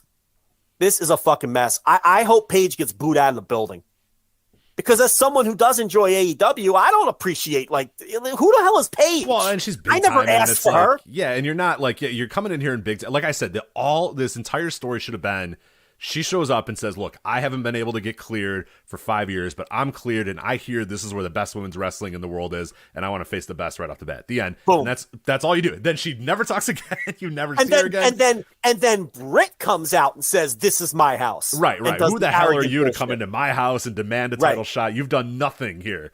I was here during the pandemic. I was in Daly's place. What were you doing? You were sitting at home rehabbing this injury or whatever. You cannot lace my boots. You haven't wrestled in 5 years. You're not on my level yet. I'm not giving you the title shot or whatever. Or says, you want it? I'll bring it to you. Full Gear. Prove to me that you belong here in this division. The end. Drop the mic, and then maybe just training videos of Saraya getting back into shape. That's it. That's all I needed. But instead we're talking about Tokyo Dome and Madison Square Garden and patting Tony Storm on the head. This is Tony Storm. She's good. You'll like her. We know. We're watching her. We got it. And it should be Saraya with a shred of doubt whether she can come back from the injury. So you put some sympathy on her and have Britt attack her injured attack the back. This could have been done so much better, and it would have. Now listen, I take all of this back if it's a double turn and that was the intent from the start. Because from that standpoint, it's great, right? Because Saraya is not likable at all, and Britt is being likable. So if it's a double turn, I think it's a very good one. And I do think Britt is due for a turn. She's been a heel for a couple years now. And, I don't think it would be the worst thing for Britt to go babyface. And if she does split with Hayter's the one that's the heel. You can go either way with it, but I wouldn't mind Britt going babyface.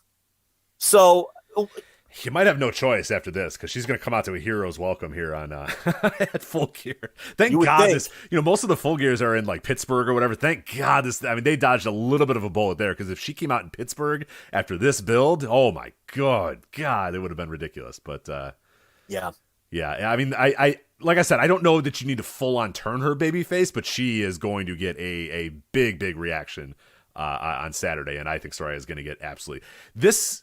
I guess this is now the time we're going to, we'll preview it when we talk about it in a little bit, but in another era, in any other era of wrestling other than like this era that we're in right now or recent vintage, Saraya would come through the curtain after that match.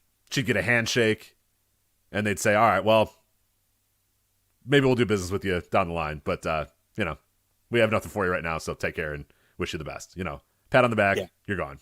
Like we did the story, didn't work out. It's not going to work. It's okay. Maybe in a year we can try this again, or when you're free again, we can try this again, but it just didn't work right now. So, here's your envelope and here's a pat on the back and there you go. But, she comes across like someone who pro wrestling has passed her by. Oh, she looks like she came like a time loop from 5 years ago and she's doing, like you said, she's doing WWE promos from 5 years ago. And I said, nobody wants that in this company. Like you can't come here with that.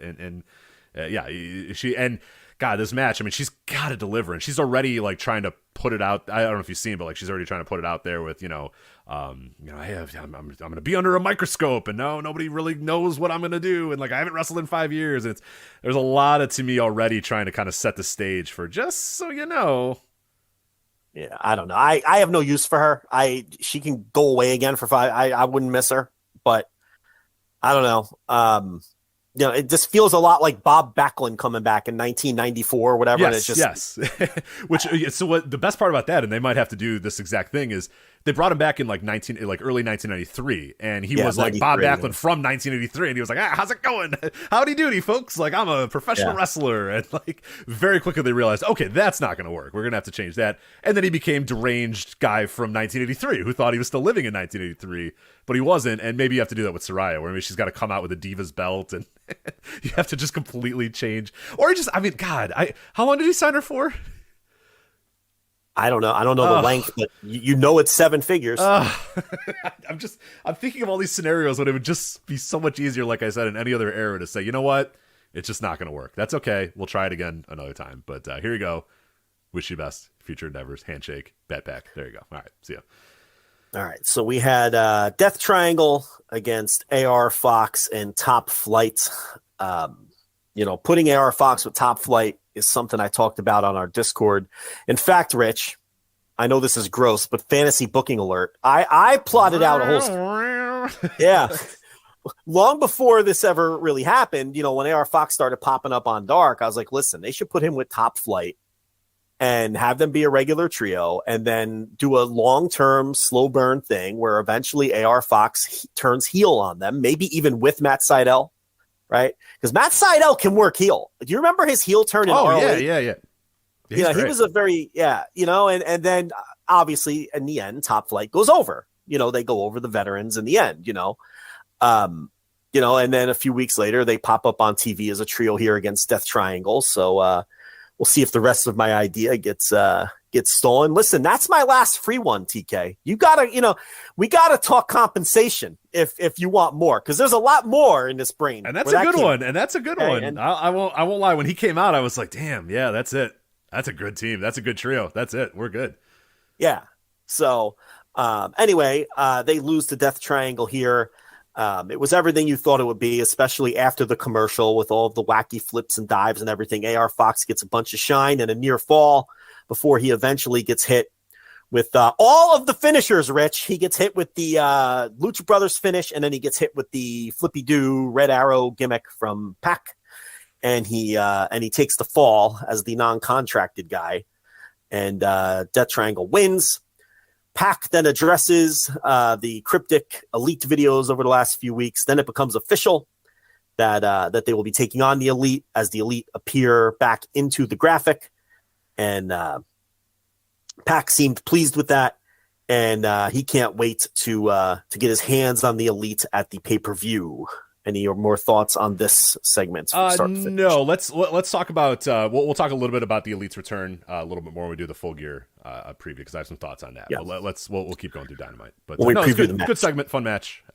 Enjoyed it. A lot of cool shit. Exactly what you want out of Top Flight, and good to see Darius back. And yeah, I think the AR Fox Top Flight trio. I'm in. I want that to be a trio moving forward, and I think it'll work. They fit in. They fit in with this division perfectly. The do crazy shit for 15 minutes division, which I like. I like when things happen on my television.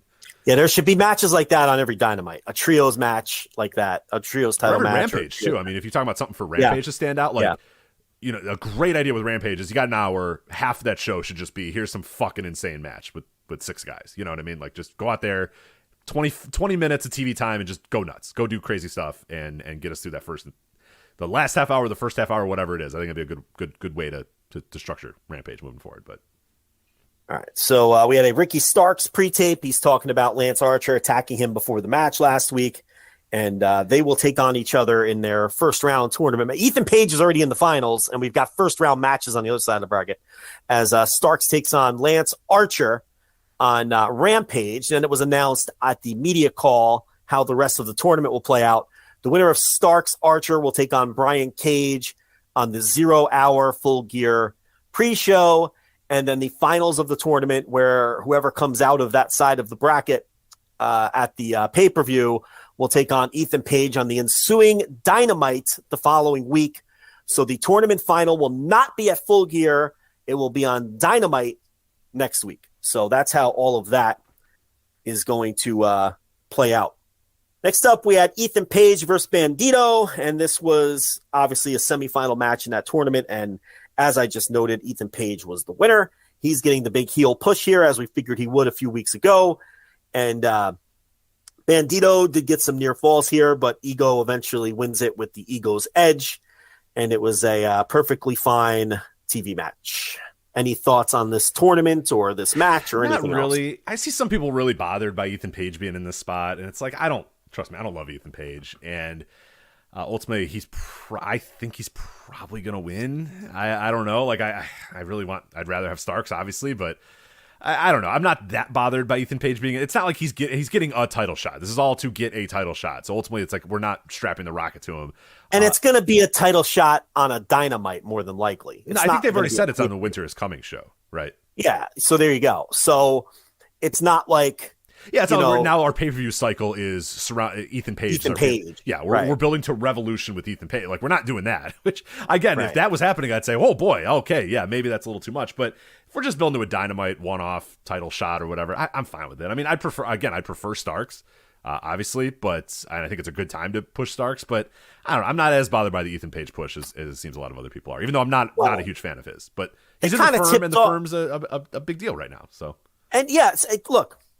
They kind of tipped off it would be Page and Starks in the final because those are the only 2 guys who got promo time before the tournament and all that. So I'd be very surprised if Starks doesn't emerge out of his side. And look, I don't love Ethan Page either. There's just something about him where he looks the part. He can talk the part. His work is good enough, but there's something about him where I just don't feel like he takes any of this seriously. There's something. And I don't know if that makes any sense to you or the listeners, but I get the sense that it's all tongue-in-cheek with him. Kind of like Trent in a lot of ways, too. He's another one. And I just can't get past that. You know, I feel like Ethan Page just has this thing about him where he feels like, it's whatever. This is just silly pro wrestling. This is what I do for I don't feel passion with him. He does, and he doesn't exude that same passion that like those guys that just live it, that they live and they die with this industry. And I'm sure he does. I mean, he still does. He's been in it for a decade plus at this point. I mean, maybe even a little bit more. I mean, it's a guy who clearly has, devoted a lot of his life to it. But I'm with you. It doesn't feel like this is a guy that's just like, this is my life. This is everything that I've ever wanted is to be a pro wrestler. I don't and you could sense that. You could see that, which, maybe a lot of people, it's not a hang up, but for me, it definitely Definitely is a little bit. I just feel like if it were up to him, he'd be doing Karate Man and fooling around. Right. And you know what I mean? Anwar in our No Dope chat room has a great. He says Ethan Page is Derek Coleman. I like it. I like the comp where he's like, I'm 6'10" and I'm good at basketball, so I guess I have to play basketball. And it's like at no point did Derek Coleman look like he enjoyed playing basketball. Right. But he'd still get like 25 and 15 because he was Derek Coleman. Yeah, I don't know. But at the same time, I get they don't have a lot of heels. They don't have a lot of top heels. I get why they're pushing them. You got to try some things. Maybe it'll work. Maybe it won't. We'll see. But they are very weak on the heel side at the top of the card. There's no doubt about it. So he's getting a shot. And I do think he's winning the tournament. And the tip-off will be, if MJF wins the title, obviously Ethan Page is winning the tournament 3 days later on. Oh, yeah. So you can get some firm MJF stuff. Yeah, that's, to me, I think that you're going to want, I would lock that in. And that's, I'm kind of wavering on if MJF is going to win this title or not. Well, we'll get to that. We'll get to that. But, I think that result, will tip off who's going to win the tournament for sure.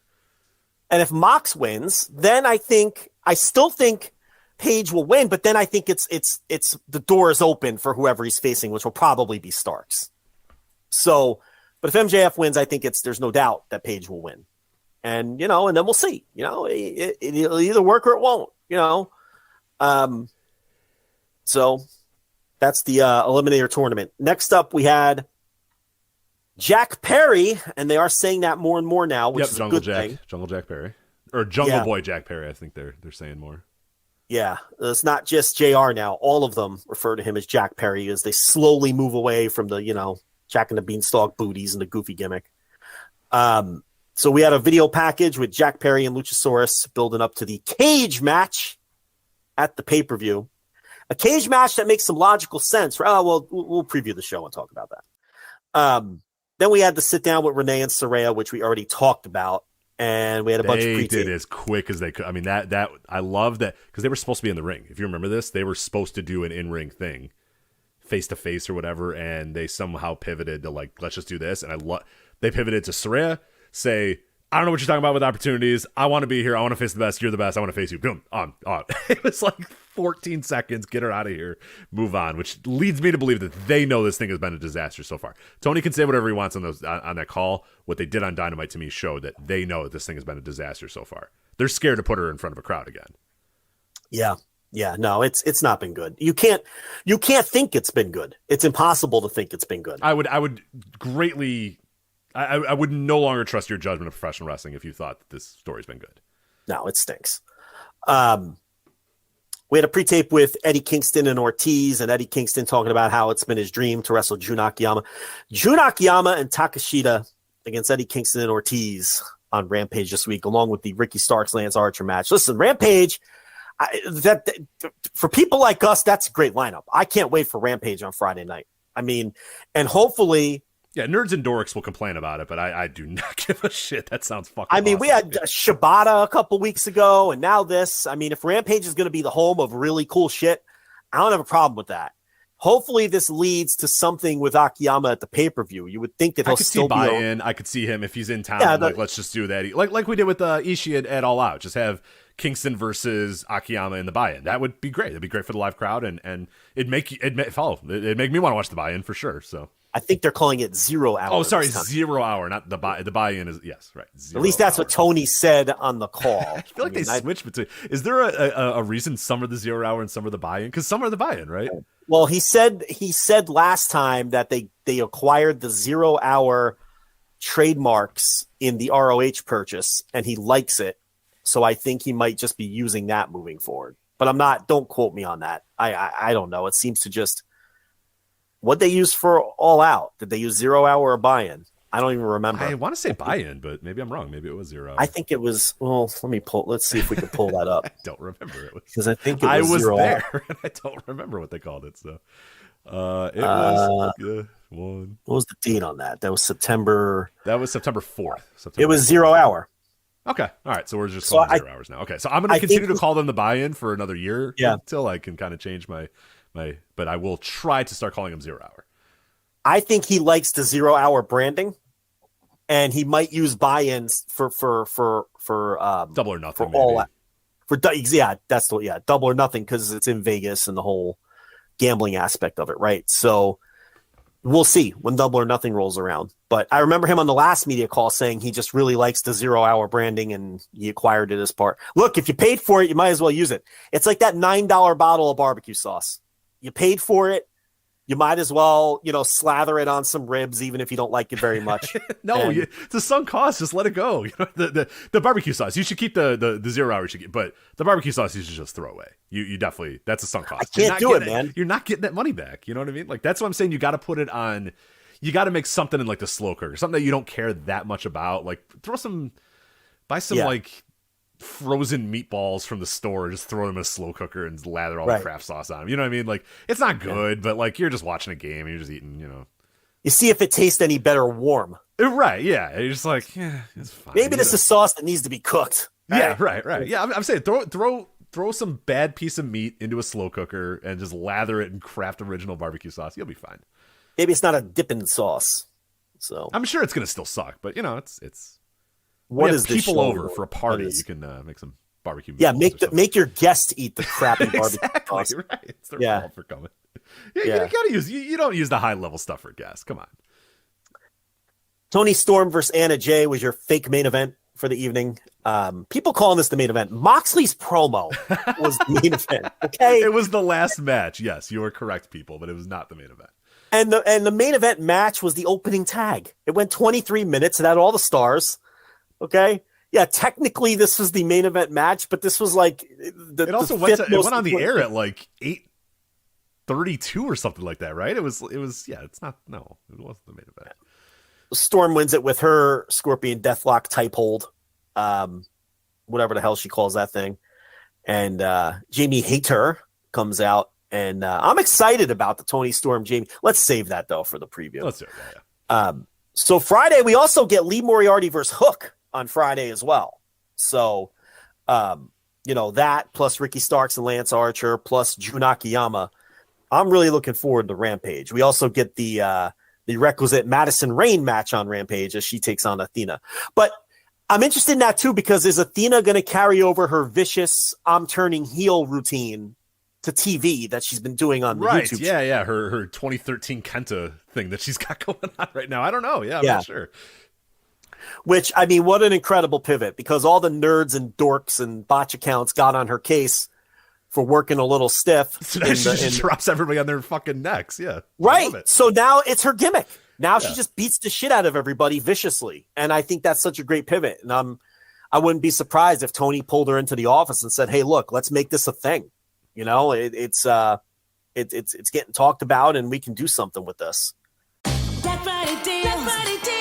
The gifts are unreal. Shop JCPenney for thousands of deals so low, no coupons needed. This weekend, save up to 50% on kitchen electrics from brands like Keurig and Cuisinart. Say yes, please, to diamonds and gemstones, now $19.99 each. And bundle up the fam in coats, starting at $14.99. We got your holiday. Black Friday deals. Shop.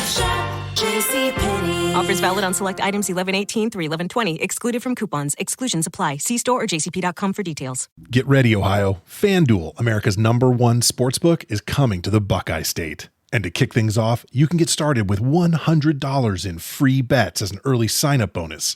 Plus, when you sign up today with promo code OhioSB, you'll be all set for when FanDuel goes live in Ohio. Then you can bet on all your favorite teams and all your favorite sports with $100 in free bets. Just download FanDuel's top-rated sportsbook app.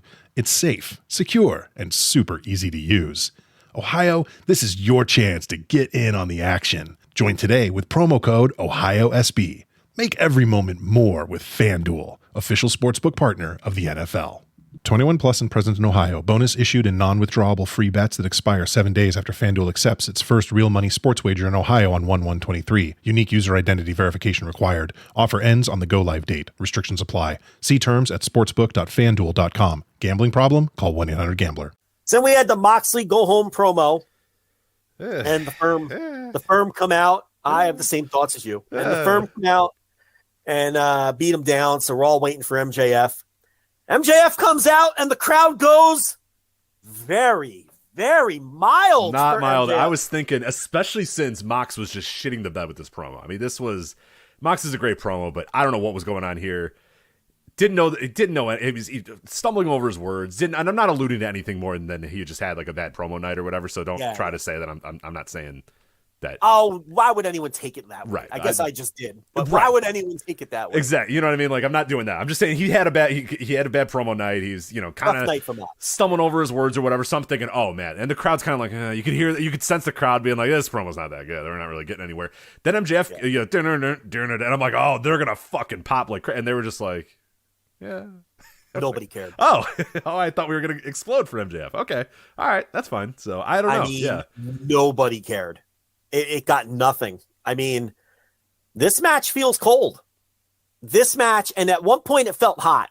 Real hot. Like 3 weeks ago, it felt hot. Like 3 or 4 weeks ago, it felt hot as fuck. After the MJF Regal promo, holy shit. If that pay-per-view was that Sunday, I think, it felt real hot. Real.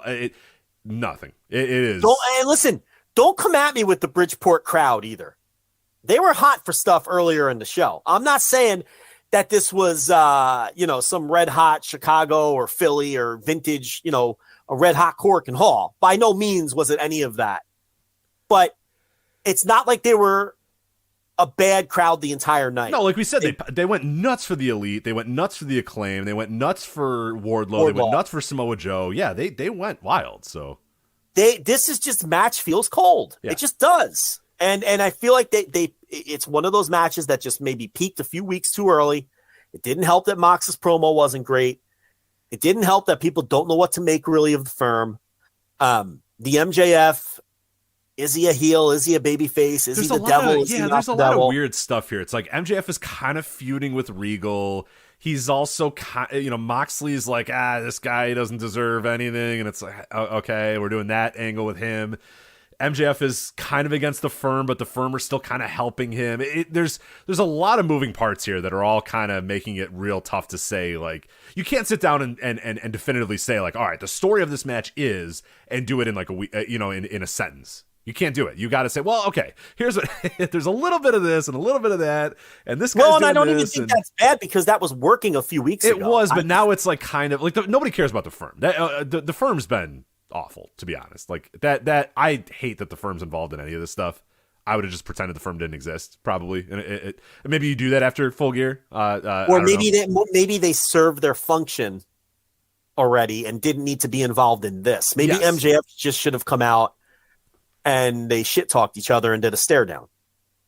And it'd be nice if Mox knew what day the pay-per-view was. I mean, that can't hurt. That was, but, he's the only guy with the right kind of energy to get away with that, though. Right, Saturday, Sunday. It's on Saturday, right? Saturday. What day is it? Saturday. Max has to whisper to him Saturday.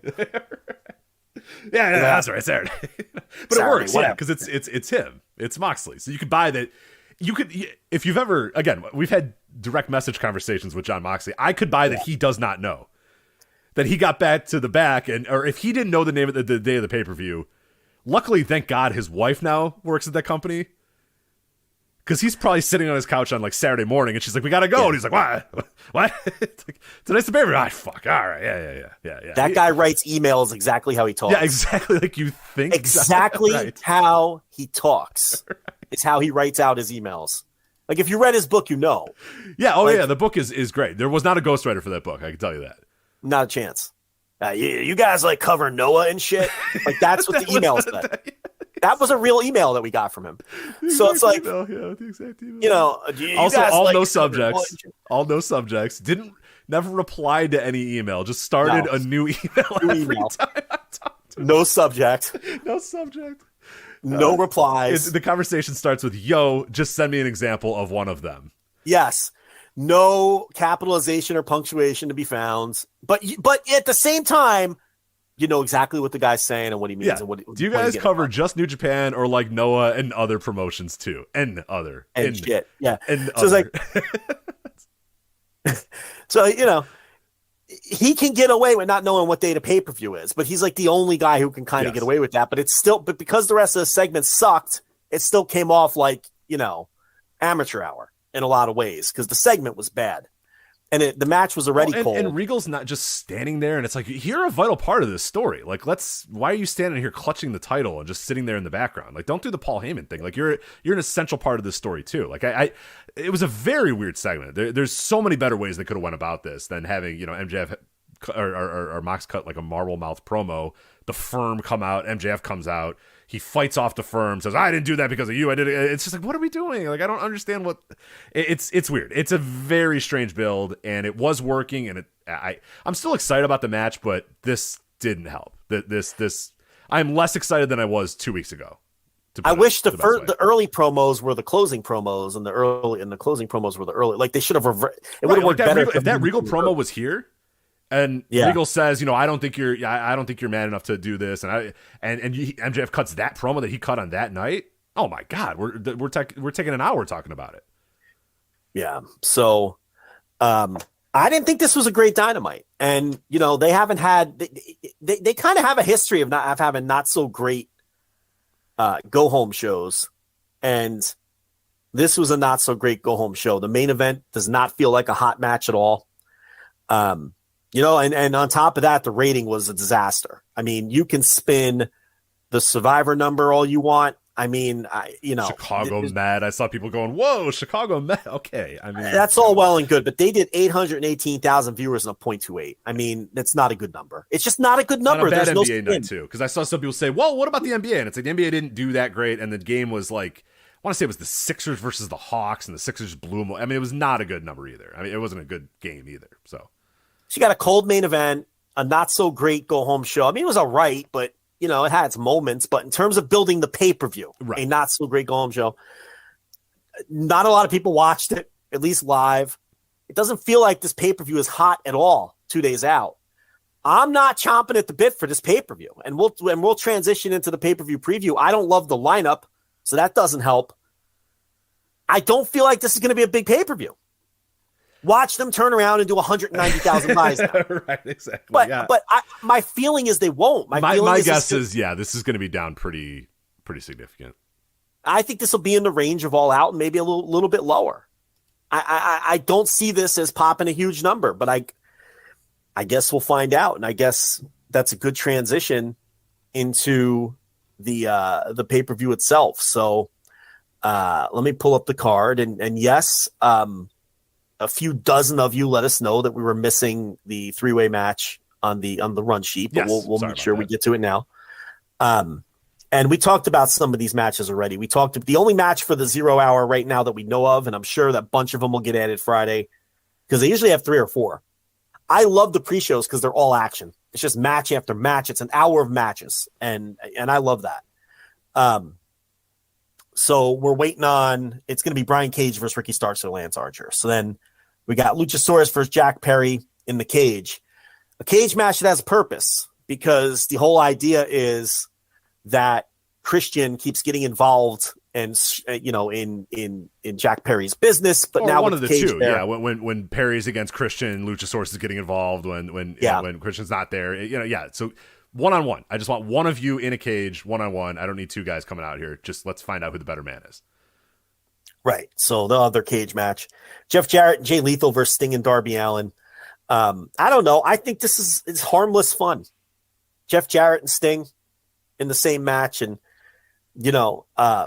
now we know that that's the only reason that they've extended this Darby Allin Jay Lethal feud is because they wanted to get Jeff Jarrett and Sting in the mix. And for an undercard on the pay-per-view, I'm looking forward to the last Outlaw Jeff Jarrett on this show. I am too. I loved in there with Sting. The best part about his promo on Dynamite, I forgot to mention it during the promo, is, so Jay Lethal's saying, all right, Darby, and then Jeff Jarrett butts in and goes, all right, I'm going to tell you about this thing or whatever, and then he cuts his little 20-second promo, and he goes, get out of my face, what are you doing here? It's like, you walked into the set, like, what I mean? Yeah, Jarrett's like a lunatic. Yeah, he's just fucking deranged. So now what I understand, I am with you that I like this. I'm into it. But it's all I need Darby Allin pinning Jeff Jarrett. You know what I mean? Like that's the way. Like we don't need Jeff Jarrett hitting Darby Allin with a guitar and pinning him or whatever. We need Darby to pin Jeff Jarrett or Darby to pin Jay Lethal. That's the way to go with this thing. Don't get too cute with this. Remember what the point of all this should be is elevating Darby Allin. I don't need Jeff Jarrett getting a pin and wee woo playing after the match. I need Jeff Jarrett braining Sting with a guitar, pinning him in the middle, and then you're a lunatic.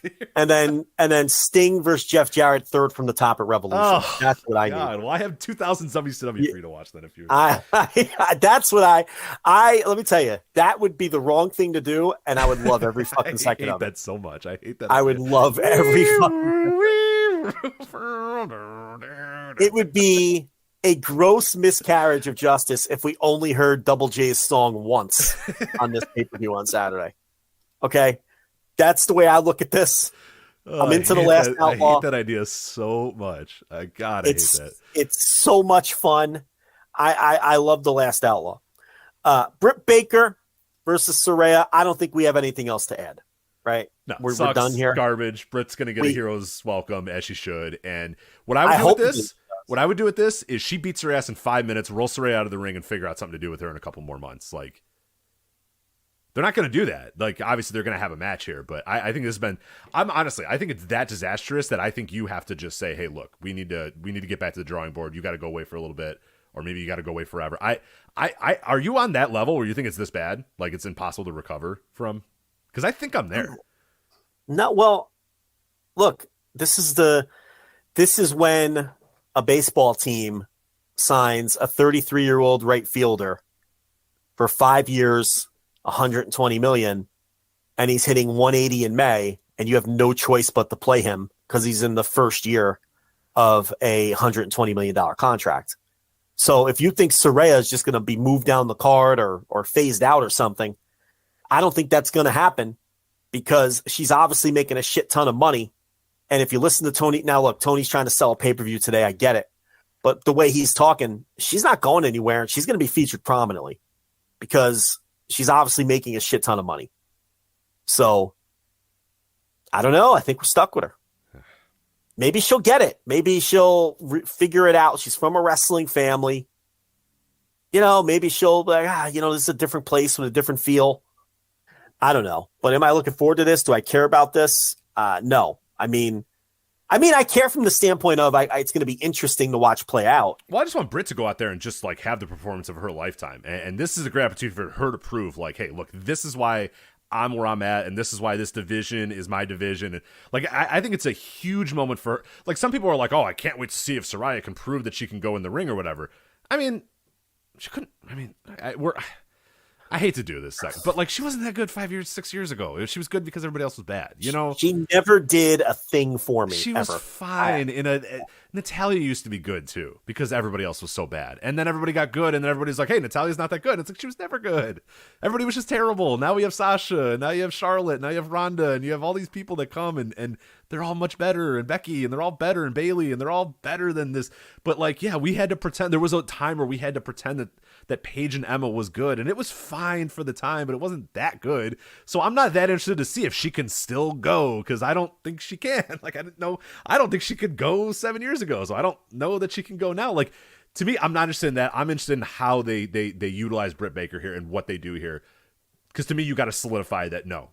So no matter what Saraya says, yeah, Saraya can wrestle in the fucking Madison Square Garden and the fake Tokyo Dome or whatever she's saying, but Britt Baker is this division, and she is going to have to prove it on this night, and that's what I'm looking for more than anything is Britt Baker having the performance of her lifetime to try to resurrect whatever the fuck this has been for the last month. Jade versus Nyla Rose, the old stealing the belt storyline. I don't know. Whatever. Anything, Ed? No, it's so bad. I don't know if I'm supposed to care. I like that Tony said, I like how he threw it in the media call that Tony Schiavone's been giving me ideas. In fact, the Jade Cargill Nyla Rose match. Do you think that was Tony TK saying, hey, look, I know this? No. Someone asked him if he's going to keep booking ROH, and he said, yeah, I mean, I'm the booker. I'm going to remain the booker, but I get ideas. Then he went on to say, I get ideas from everyone, and sometimes I use them. And a good example of that is, this story was all Tony Schiavone. So, I'd like to think that he was saying, hey, Tony booked that story. I know that story sucks, but that's Tony's fault, not mine. But I know that's not his story, but this story does suck. So it is Tony Schiavone's fault. I think it's a clear case of Tony Schiavone watching Toru Yano tapes from like 2011 when he would steal title belts. That's what it is. Toru Yano is infinitely more funny than Nyla Rose. So. said, we need to bring this. He's been holding that one in the holster ever since, because we know Shivani is locked in to the early 2010s. Early 2015 New Japan. Yeah, of course. Tony Schiavone's favorite. The 4-way for the ROH title, Jericho, Danielson, Castagnoli, Guevara. This is WWE horseshit to me, where who's going to get along, who's not going to get along. Listen, can I just have Chris Jericho versus somebody for this title? I don't need 4 guys. I don't need this will they, won't they get along. I don't need this slamming you over the head with storytelling bullshit. I have no use for this. I'm not happy about it. Maybe it'll be a good match. It might be a good match. But I feel like we're going to get a moment late in the match where Jericho wants Sammy to lay down for him and Sammy's conflicted and we do all that. This just isn't for me. I don't know. I'm sure it'll get a good reaction live and I'm sure people will be into it. But I don't know. I don't like it. No, there's going to be a lot of what this match is going to be, and it doesn't need to. It's an ROH World Title match. It should just be Chris Jericho versus Claudio or something. You know what I mean? That's fine. And figure out something else for Bryan Danielson to do. Maybe he faces Sammy and the winner faces the winner of this match or whatever. That's fine. You know what I mean? But what this is going to be is a lot of, Claudio's going to have a pinfall and Danielson's going to come over and break it up. And then Claudio's going to look at him like, hey, what did you break that up for? And Danielson's going to say, well, it's for the title. And then Jericho's going to do the same thing to Sammy Guevara. And then Sammy's going to say, hey, what's going on? Why'd you break that? It's going to be that. And I don't want that. I just want a wrestling, especially with the ROH World Title. Just make it a wrestling match. I could see this on Backlash. I don't need this now. Yeah, roadblock out of the line. This is roadblock out of the line shit. We don't need that. I'm just not interested in that. And you know what? I've had enough of Sammy. It's go away heat for me. I could do without Sammy. You're done with Sammy. You're over it. I could do without him. I'm over it. He could probably use a bit of a break. It's just he was so off-putting that they had to turn him heel. And now, even as a heel, this guy comes on the screen. And I'm going to say that thing, Rich. I'm going to say the thing. If it wasn't my job, I'd change the channel. He's the kind of guy where I would change the channel and put on a college basketball game and then flip over until Sammy's segment is over. I just have no use for him anymore. I'm tired of him. Does nothing for me. He's in fact, he's off-putting to me. I don't want to watch him. Tony Storm versus Jamie Hayter. I'm looking forward to this. I think it's going to be an excellent match. I'm curious where they go with the Hayter Britt Baker thing, which was another story they've been building forever, which was another thing derailed by Saraya. She comes in and that is just been totally put on ice and put on hold. So that's another negative in Saraya's column.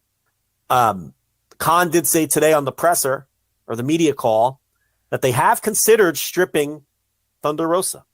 And that was a great question. I think Will the aforementioned Will Washington gave that promo or the promo gave that question, right?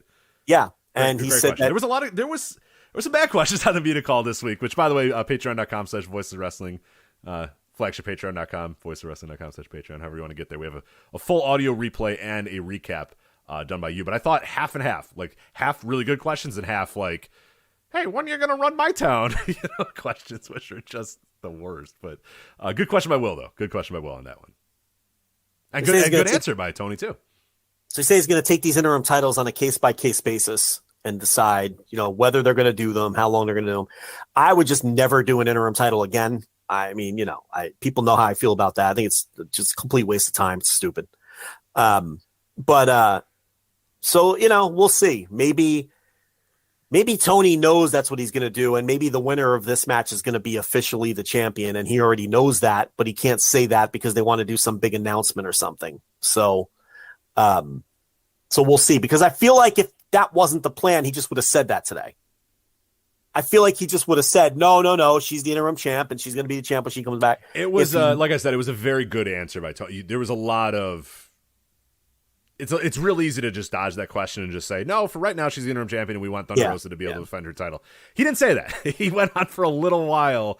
He said, I have considered stripping her and I am still considering that option. Right, because he started off with like, well, Thunder Rosa is a tremendous competitor and she deserves to, because he started off with the basic answer. But then as he kept going and going and going and going, eventually you end up with, I have considered potentially stripping her of the title. So. No, he flat out said that. He said, well, that's what I'm saying. I think that, and that's why I think that it's probably more of a reality than a lot of people know right now. Is the fact that he got there in his answer tells me that that's something that's been considered and talked about. Just stripper. Just and don't who cares? have And these. who cares about Thunder? It's fine. You know what I mean? It's fine. It screws up the lineage of these titles and everything else. It's just a mess. Just get rid of these dopey interim titles. They serve no purpose. Just give these people title shots when they come back. Look, you just did it with the Bucks, right? You just stripped them, and now they're getting a title shot when they come back. Right. That's all hey, you we never need to do. never lost a title. We got stripped. We want a chance at it. Okay, there you go. You didn't have fake champions running around. That triangle were the champions. Now they'll face the guys who got stripped. That's it. I can't mute with this new mic. Uh-oh. It doesn't have a mute feature? Come on, Corsair.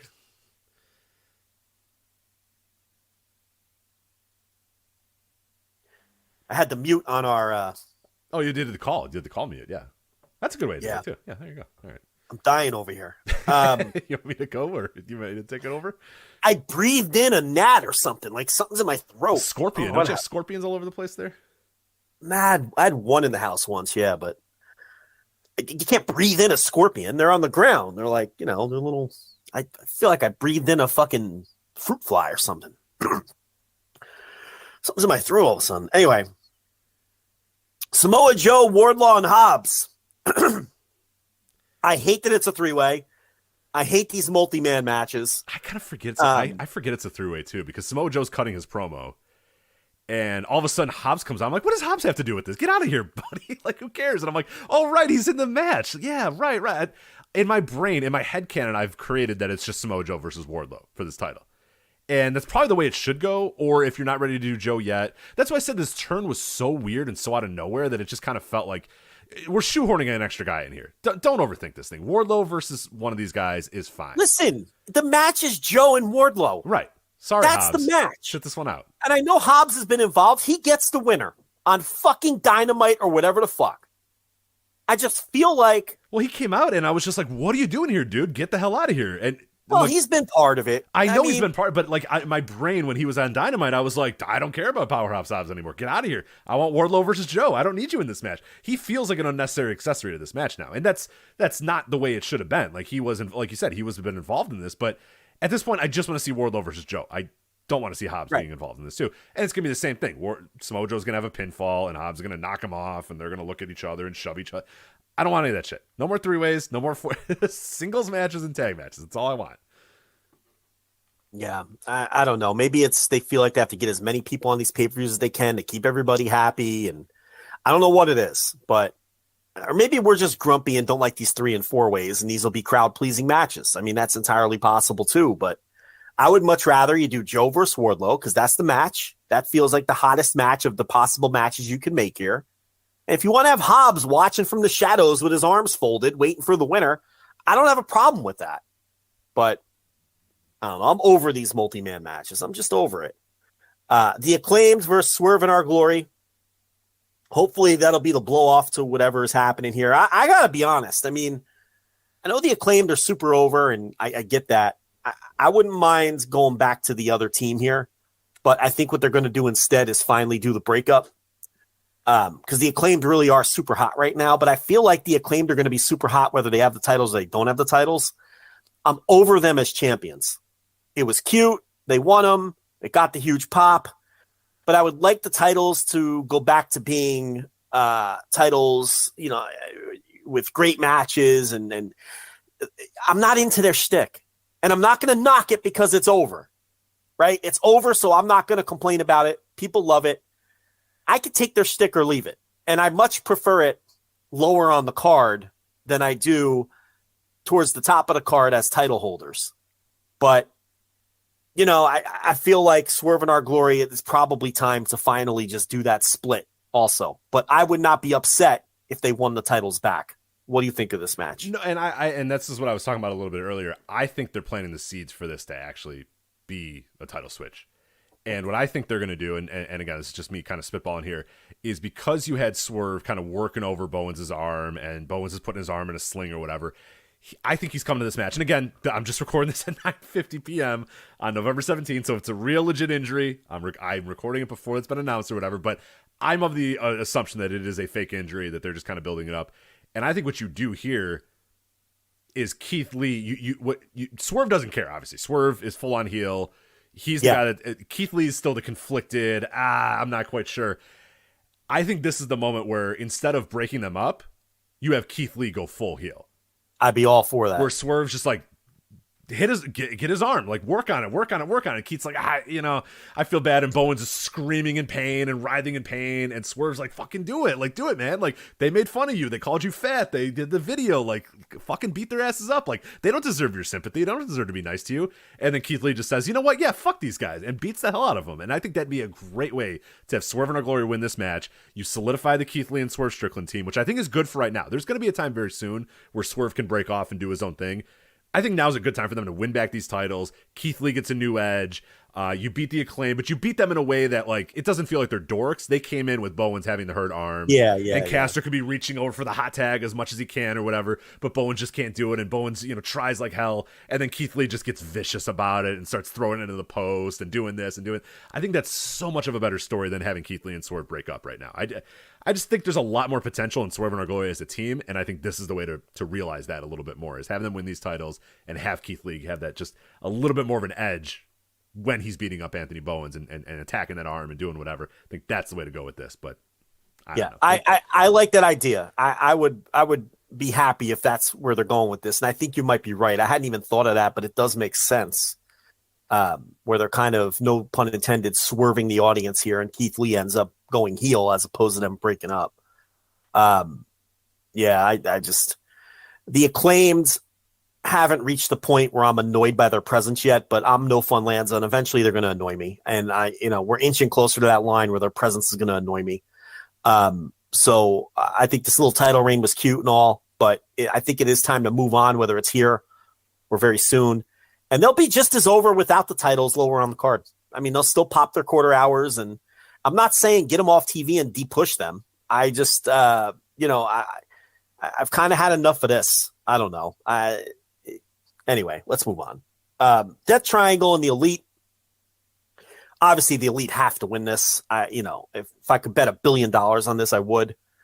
I don't know. It should be great, right? And the Elite are going to get it's going to be heroes awesome. welcome and all that. The crowd's going to go nuts. Now, I my question for you is, was there a better way to bring the Elite back than 7 videos, a clock, and then a graphic coming up at the Elite? I think the pay-per-view was the move. Get people to pay for the return. But, yeah, I don't know. I don't really have an opinion on it. I'm conflicted on it. Yeah, part of me thinks that, like, I mean, people that were gonna be excited are excited no matter what. I think you probably could have kept this as a question mark team, and they come out and then you get a pop that way. But you're gonna get a pop no matter what, so it's okay. You want to sell pay-per-views, and yeah, I think this is probably the best way to do it. I'm conflicted because it's Kenny Omega and the Bucks, and it's 3 of your biggest stars coming back after a pretty long hiatus. So there seems like there might have been some better way to do this. Have them appear on a Dynamite, have them appear somewhere. But ultimately, you want to sell pay-per-view buys. That's ultimately what you want to do, is have an extra 50,000 people say, well, fuck, I want to watch the Elite come back. I'm buying this pay-per-view or whatever. You know what I mean? Like that's what you want. That's the goal ultimately, versus, you can get an extra couple of people to watch a TV. Well, ultimately, that doesn't mean that much. So, you want them to buy the pay-per-view. So I guess this is probably the best way. I don't know. It feels to me like there should have been something a little bit better to bring them back, because it's such a big deal that they're back. But I'm saying that now, but like on Saturday, they're going to come out, they're going to get a fucking huge reaction, and they're going to go blow the doors off and have like a match of the year contender match with these guys. And then who's going to care? You know what I mean? Like, we're not going to care when that's done. So no, I guess ultimately I'm fine with it. So Pac and Phoenix finally split ways here, you think, or no? I don't know if now's the right time. I think they just lose, and maybe you can build them up where now when they're trying to get these titles back, they can't do it, and then that's when it starts to kind of break up or whatnot. Or because Pac is a heel again, and the Lucha Brothers are baby faces. They do tension a lot in AEW, where like guys can have tense moments for a long time before they ultimately break up. But this has been going on for a couple months now, so it seems like it's time to kind of shit or get off the pot with this. So all the stuff with the hammer. It might be time to finally. Yeah, what I wonder, like, they lose this match, the Elite wins, And then maybe they go for a rematch, and ultimately, like, Phoenix doesn't use the hammer, and that's how they lose. And then Pac's just like, you know what? Fuck this shit. I don't need these guys anymore. That's probably. I don't think you break up after this match, but I think you can start building towards that after this. Yeah. Yeah, but I think the Elite obviously win. I can't envision a scenario where they lose, and that makes sense. I can't see that. Or you're telling any kind of story with that. I don't know. But I know it'll be a great match. And the main event where, I still prefer my idea of MJF being a completely tortured soul who never gets the one thing that he ultimately wants, and that's a world title, which would cement this hunger he has inside, this thing that he needs to prove to himself and show the world that he is, in fact, the greatest wrestler in the world. I still prefer the story of him, either it taking years to achieve that or never achieving that if he remains a heel his whole career. At the start of this, though, he felt so hot that it was like, well, I think they probably have to put the title on him. He's the hottest star in the he's the hottest person in the company. He's the biggest star in the company. Yeah. After that Regal promo, I thought, like, this guy has to win. Yeah, now maybe it'll feel like a missed opportunity if they don't put him on him. But now the match feels cold again. I don't know. Mox doesn't feel like a hot champion anymore. Okay, but this story doesn't feel as hot as it did. And I think the better long-term story is MJF losing. But then you have Ethan Page looming, who looks like he's going to win this tournament. And it just makes more sense for MJF to win the title and set up the match with Ethan Page. So I feel like MJF's going to win. I mean, if I had to put money on it, I think I'd pick MJF here, even though I don't want him to win. I like it better if he just cannot achieve this thing. Right. And it eats away at his soul forever because he cannot achieve this thing. Because I feel like once he wins the title, his arc is over. His story's over. Right. He's done it. He's reached the mountaintop. He's proved, because all of his promos have been about how he was, people made fun of him because he was Jewish, and then people made fun of him because he wasn't good at this, and he wasn't good at being an athlete, and he wasn't good at being a wrestler, and Regal wouldn't hire him, and they big timed him and stuff, and now he's fucking here, and now I'm the best guy in the world, and then when he wins it, it's just like, okay, he's the best guy in the world. Yeah, he proved everybody wrong. What do we do? Like he proved that, a Jewish kid, that nobody believed in, that nobody wanted to sign with AEW. And became the top star in that company and in professional wrestling. So it's like, all right, Yeah. Yeah, you're right. He loses a lot of that. I think the best way to do this, I'm with you that Moxley feels like a cold champion and that it would be really, really cool. I think like when the time is right for MJF to win the title, it will be cool and it will be good. I just don't know if that time is right now. I think that time, I'm with you. I want him to be tortured a little bit more. I would love if he's got Moxley, Moxley's got him on the ropes, and MJF puts that ring on, and Regal looks at him, and he's just like, "All right, I knew it. I knew you were going to do it. Like, do it. Go do it. I know. I knew you couldn't do it on your own.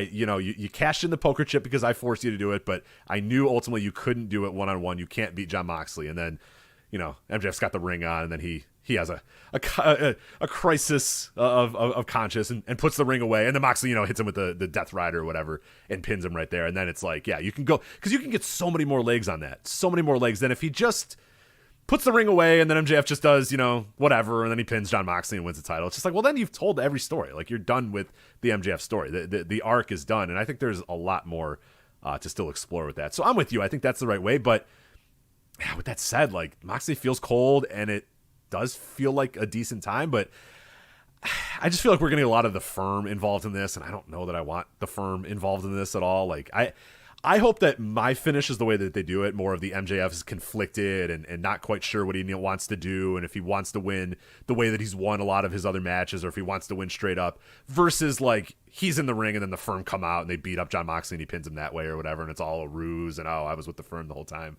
Like, I just don't want that story. I hope that they're not doing that story, because that story sucks. That's the worst. Yeah, that story fucking sucks.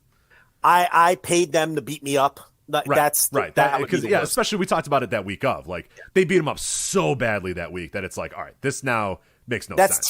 That's TNA shit. Right. It's that's Vince Russo level garbage. That you don't want. Yeah, a guy beat me up and beat me up and beat me up, and then at the pay-per-view he swiveled his hips and he hit the other guy with the chair, and then we went, ha ha ha ha! It was a plan all along. That stuff sucks, and I do not. Think if they do that, I will bury it to no end on Saturday when we're doing our instant reaction live. I think in a vacuum, the right booking move would be to put the title on the hotter guy, which is MJF. But again, that's throwing away years of potential storylines and wrapping up this guy's arc when he's 24 years old. And I don't, it's not what I would do. And what's interesting is he keeps alluding to CM Punk. Last night, as Jeff Hawkins, Shake Them Ropes, pointed out, the first line when he picked up the mic was the same line that Punk said to John Cena when he joined Nexus. Then he did, the whole Kaiser Soze CM Punk line next. So he's like keeping that flame alive, right? A conspiracy theorist would say, if you want to have some fun with this, that everyone in that room for the brawl was Office and an employee of the company. Christopher Daniels, Nakazawa, Brandon Cutler, obviously the elite VPs, Punk, who, as I have hinted at publicly before anyone and hasn't been confirmed yet, said to possibly be Office as part of his deal. The only people in that room who weren't part of the Office or employees of the company were the wife of someone who was part of the Office. Right. And Larry. And the dog, who is Larry the dog, who we don't know. By we cannot confirm or deny if he's Office or not, but I assume he is not.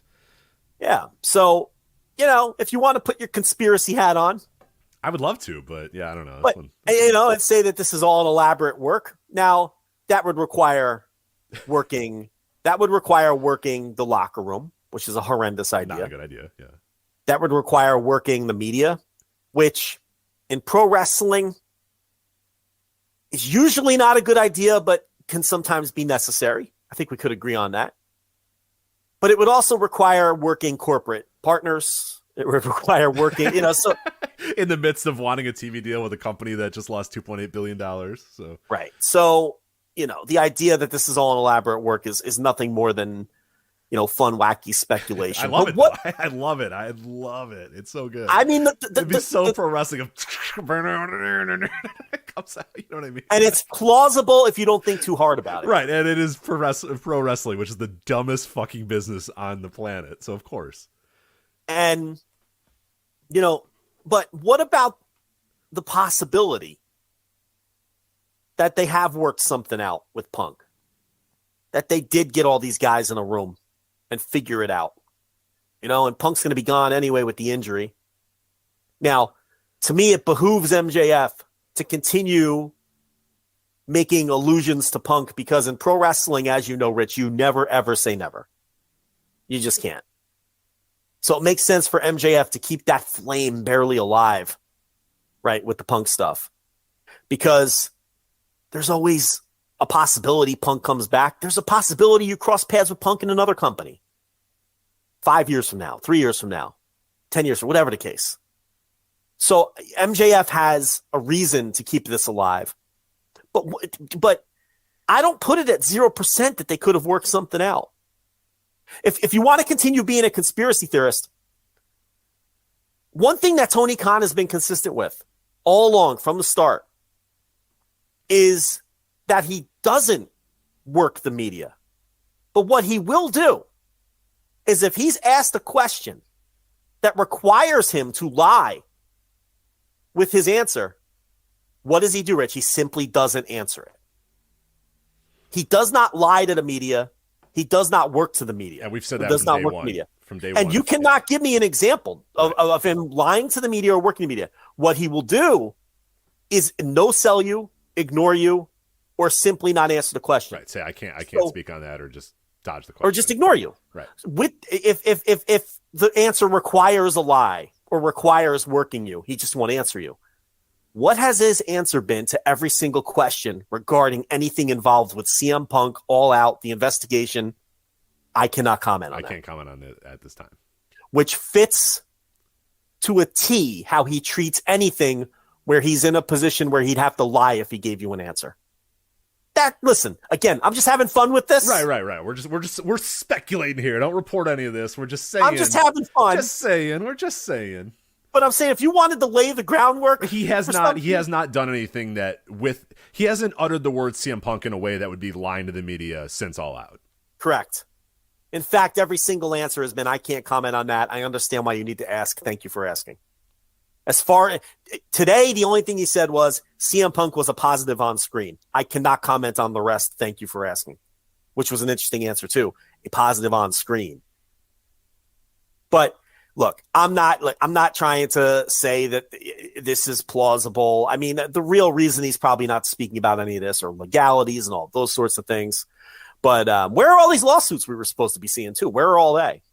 If you want to add more fuel to the fire, weren't we supposed to see a bunch of lawsuits, Rich? And people suing each other and I know those things take time and things of those natures. Yeah, castle doctrines and whatnot. Yeah, you're right. If you wanted to have fun with speculating, don't report this. If you wanted to have fun with it, you could. But is it impossible that they work something out with the guy? I don't think it's impossible. That's pro wrestling, man. I wouldn't put it at 0%. Yeah, you're working the room. Well, you're looking in the locker room. We think, right? We think. Do we know for a fact that that'd be working the locker room? Yeah, I mean, right? Just speculating here. Just saying. It'd be hard to keep that many people quiet, but right. Or in the dark, but again, if you're not lying to them, are you working them? If you simply aren't talking about something, does that count as a lie? Yeah, or if he shows up and you say, "Hey, look, you know what? We sat everybody in a room and we worked it out. We worked it out. I know it's going to be uncomfortable for a little bit, but we're just trying to do business here." So, my point here is when MJF continually brings up CM Punk shit, it's on the nose. It's a little on the nose. And again, it benefits him to do that. Sure. That's the match. How much hotter would that match have felt if that was happening this weekend? Which would have been. It would have been CM Punk versus MJF. Yeah. And it would have been an infinitely hotter match, and we'd have that story playing out. And MJF was right when he said he just keeps stealing his thunder. And in this case, it was the press conference that his big return should have been the big news, and it ended up being everything that happens. But this would be a much bigger match for Punk MJF. And look, I still want to see that story eventually play out, and it may never. Yeah, but it's a shame if we never did get that story. So much work went into it from everyone, from MJF to Punk to Khan and everything else, and that's ultimately why this Moxley thing feels as cold as it does, because this is the Punk story. Yeah, you know what I mean. Like the Regal promo is an extension of the Punk story and the MJF Punk story, and MJF saying, "Hey, you let me down. You did this to me. You did that." Like it's all part of it. It's all so. You're kind of shoehorning Mox into this story, and it's like, he's just kind of Moxley, Like MJF really doesn't have any beef with John Moxley. He doesn't give a shit, really. That doesn't, he didn't do anything to him. He just has the championship, and MJF wants the championship. That's all. And ultimately, that's all you need. But like with MJF, you are able to tell so many more deeper stories with him that this thing will feel a little bit colder with a John Moxley than it would with the CM Punk, because CM Punk is just those two dudes cutting promos for a month. It wouldn't feel like this, like you're saying. It wouldn't feel cold as fuck. You think CM Punk's gonna blow the go home angle and the go home promo like Mox did? No, he's not. Of course not. Yeah. Someone in the room asked, but if MJF's night is not Saturday, when will it be? Who knows? He's 25 years old. It could be any time in the next right. 15 years. I mean, why does he have to win on Saturday? And I'm not saying he's not going to. But that's a thing that like modern fans, and I'm not picking on that person who said it or whatever. Modern fans are always, we get that every time we do a Q&A. A guy will win a title. Hangman Page wins the title. I do a Q&A. Hey, who's Hangman Page going to lose his title to? I don't know. Like, let's enjoy it. Like, let's let it ride a little bit. Let's go along for the ride. Let's see. Well, the time will come, and the moment will be right, and the right person will be there, and the right person that will beat him will. If it's not now for MJF. I don't know. 3 years from now.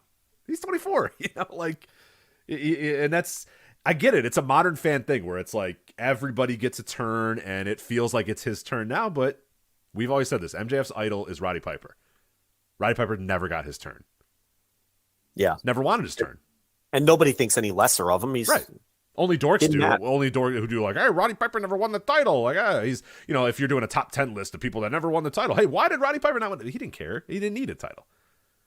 He was over as fuck without it, and knew that he could do it. So, yeah, I would say that. Like, I guess you could have had him. I guess you could have had him switch it with Hogan, but why would you have fucked with Hogan at that time? Right. It wouldn't have made sense to fuck around with one of the hottest runs in the history of the business to that point by switching a title. So they just never did it. And, if you want to go prior to that, it just he never felt like an NWA world champion for that era.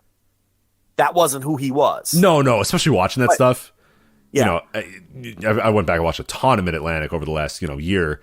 And no, he good part of Mid-Atlantic, but never the dude you needed to give the title to. Not when you got the guys that you have on this show. He's not that guy. The most surprising aspect of him never being a world champion is that WCW never did it when he was old. Yeah.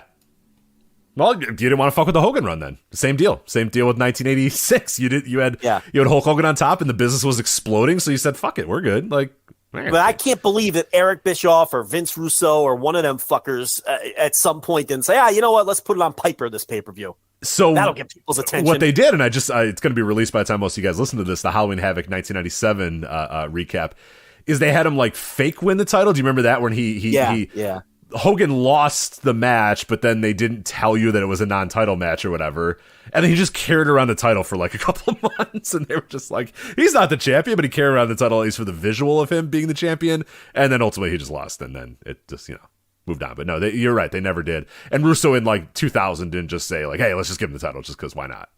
Yeah, and then we'll do it on Nitro and pop a number, brother. Right. He'll lose it later this night, later the night, but we're gonna pop a number at least for 1 second. Yeah, no, right. He didn't do that. And I'm glad that never happened because it's almost better that he was never a world champion. Oh, of course, in hindsight, that's a better story of his career than if he had won it a couple of times, especially some garbage bullshit late stage WCW title reign.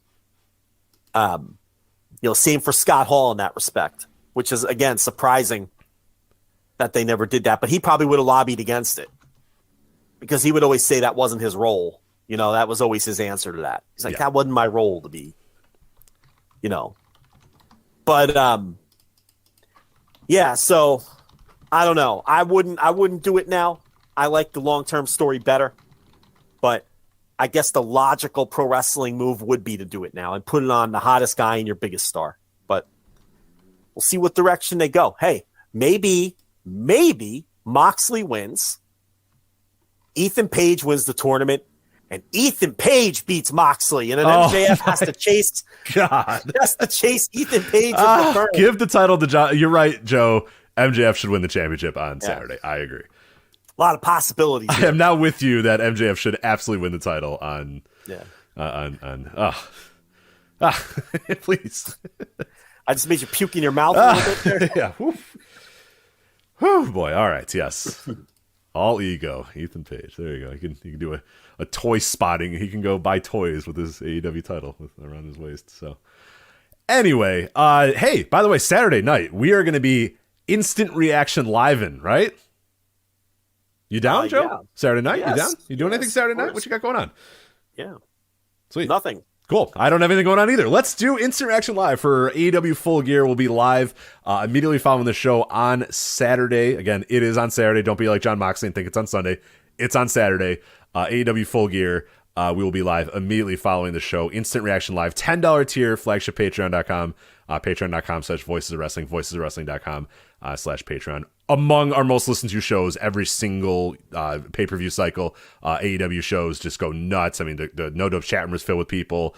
They always pop huge numbers in terms of overall viewers. So people get really excited about these, and we're really excited to do them too. So this Saturday, Instant Reaction Live, AEW Full Gear, immediately following the show. FlagshipPatreon.com, $10 tier to get on there. So you want to break down Georgetown Loyola Marymount that night too? You want to break down Georgetown Northwestern, Joe? I watched a little bit of that game. I could break that down. I watched the whole game. Yeah, what happened? Well, they played well in the first half and went into the half with a lead. No. Get to the point. Why did the Georgetown Hoyas, the legacy school of the lose to my Chicago's quote quote, Chicago's Big Ten team, the Northwestern Wildcats. How did that happen? Well, the same things that have plagued Georgetown the entire Patrick Ewing era, which to me points to Ewing's coaching rather than the rotating cast of players that he brings in. They cannot defend the 3-point shot and have been horrendous at defending the 3-point shot for his entire tenure. And turnovers, sloppy ball handling on the offensive end, and a complete inability to guard the 3-point shot. And Northwestern is a very good three-point shooting team. So nightmare matchup from that standpoint, and it came back to bite him in the second half. So that's why Northwestern in a coin flip game came away with the win on the road. Got Chris Collins leading his the upstarts Wildcats against the that's How many here? I'm not looking at it. If Northwestern hit less than 15 threes in that game, I would be stunned. They were 14 for 33 from 3-point range. That's about 42.5%. And most of that came in the second half. That's what always plagues these Ewing teams. They never guard the three. It's infuriating. So there's your answer. Well, there you go. So Northwestern Big Ten. Yeah, we can break down what Loyola Marymount, Hank Gathers. Yeah, we got Loyola Marymount coming. Hank Gathers going to be there, I'm sure, right? Yeah. We're off to a 2-1 start. Listen, lost 21 games in a row last year. Bo Kimball, Hank Gathers. Yeah, I don't know. Paul Westhead will be there. Yeah. I don't think Hank Gathers will be there. I think all those guys are dead. Right? No. Bo Kimball's still alive. How dare you? No, just Hank Gathers is dead. Paul Westhead. I think Paul Westhead's still alive. Yeah, I don't think he's dead either. Yeah. Only one of them is dead. I think only Hank Gathers is dead. Yeah. Good 30 for 30, by the way. Did you ever watch that one? That won't be who's coming to town. The Guru of Go. Yeah, of course. Yeah, it's a good one. Anyway.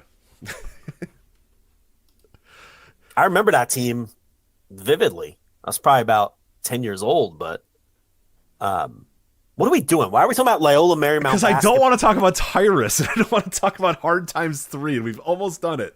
We went 2 hours and 30 minutes. We talked about TVs, we talked about refrigerators, we've talked about Full Gear and Dynamite, and we still have a fucking half hour left to go. So god damn it, let's do it. NWA Hard Times. I mean, did you enjoy the pay-per-view? I didn't. Okay, I didn't not enjoy it, but I also didn't enjoy it. Does that make sense? Like, they've had bad pay-per-views. Whatever that last one was bad. And I was like, Joe, I don't want to watch these NWA pay-per-views anymore. I can't say this one was bad, but it was at no time good, and it was not. I was bored watching it, but it wasn't a boring show. Am I making any sense whatsoever? I was bored watching it and thought it was a boring show. Okay. So you're on the right track. Right. You know what I mean? Like, but I didn't hate my life when it was done, but I was just like, I'll never, ever, ever remember this show again. I will never think about the show ever again. I will never remember the show ever again. It happened. It's over. And we'll talk about it here. And then I'll never think about it ever again after this. Yeah. I mean, they put the title on Tyrus, and, it'd be really easy to come on here and just completely bury that decision and say all the shit that everybody else is saying. The one thing I'll say about it, they told a long-term story. I mean, you can't knock them for that. You had Tyrus, television champion all that time, comes up short on the last pay-per-view, flips tables, gets angry, decides to turn in his television title for one last crack at this thing, and then he gets the job done and wins it. Now, do I want to see Tyrus as the NWA World Champion? No. Do I think Tyrus is any good? No, I think he's horrendous and one of the worst Major League Pro wrestlers, going today. Blown up in 2 minutes on this night too. Just like hanging on the ropes. Like, there's blown up, and then there's like can barely stand. I mean, he couldn't stand. The guy was holding himself up on the ropes. It's bad. 3 minutes into a match with Matt Cardona and Trevor Murdoch. It's not like he's not in there with AR Fox and fucking Top Flight. You know what I mean? Like, that'd be tough to stick with. Yes, I would probably get blown up trying to follow Darius Martin around the ring. You're in there with Matt Cardona and Trevor Murdoch. Not exactly, work rate, sensations here. And he can't go. He's sitting in the corner. You could see the air going in and out of his body. You're like, oh my God, it's 5 minutes into the match, dude. Like, yeah, listen. It's He's awful. He is not that. I said it last week. He's not that far off from 1989 Andre the Giant. Do you see what I'm talking about? Yeah, hanging on the ropes. Yeah, he couldn't stand. He had to hang on the ropes the whole time. He's in horrendous physical condition. He's over 40, which those two combinations aren't good. I'm not trying to be mean. It's just not a good combination. And he's not even in good condition for a big guy. Like you know what I mean? Like some big guys. Look at Vader. There were periods of his career where he was not in good condition for a big guy.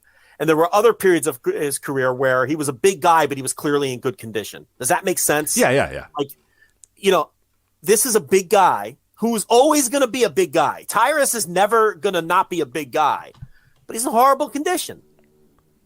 There's no cardio. He's sloppy looking, and it's a mess. He's not that far off from 1989 Andre the Giant. And look, and again, I'm not endorsing him as champion.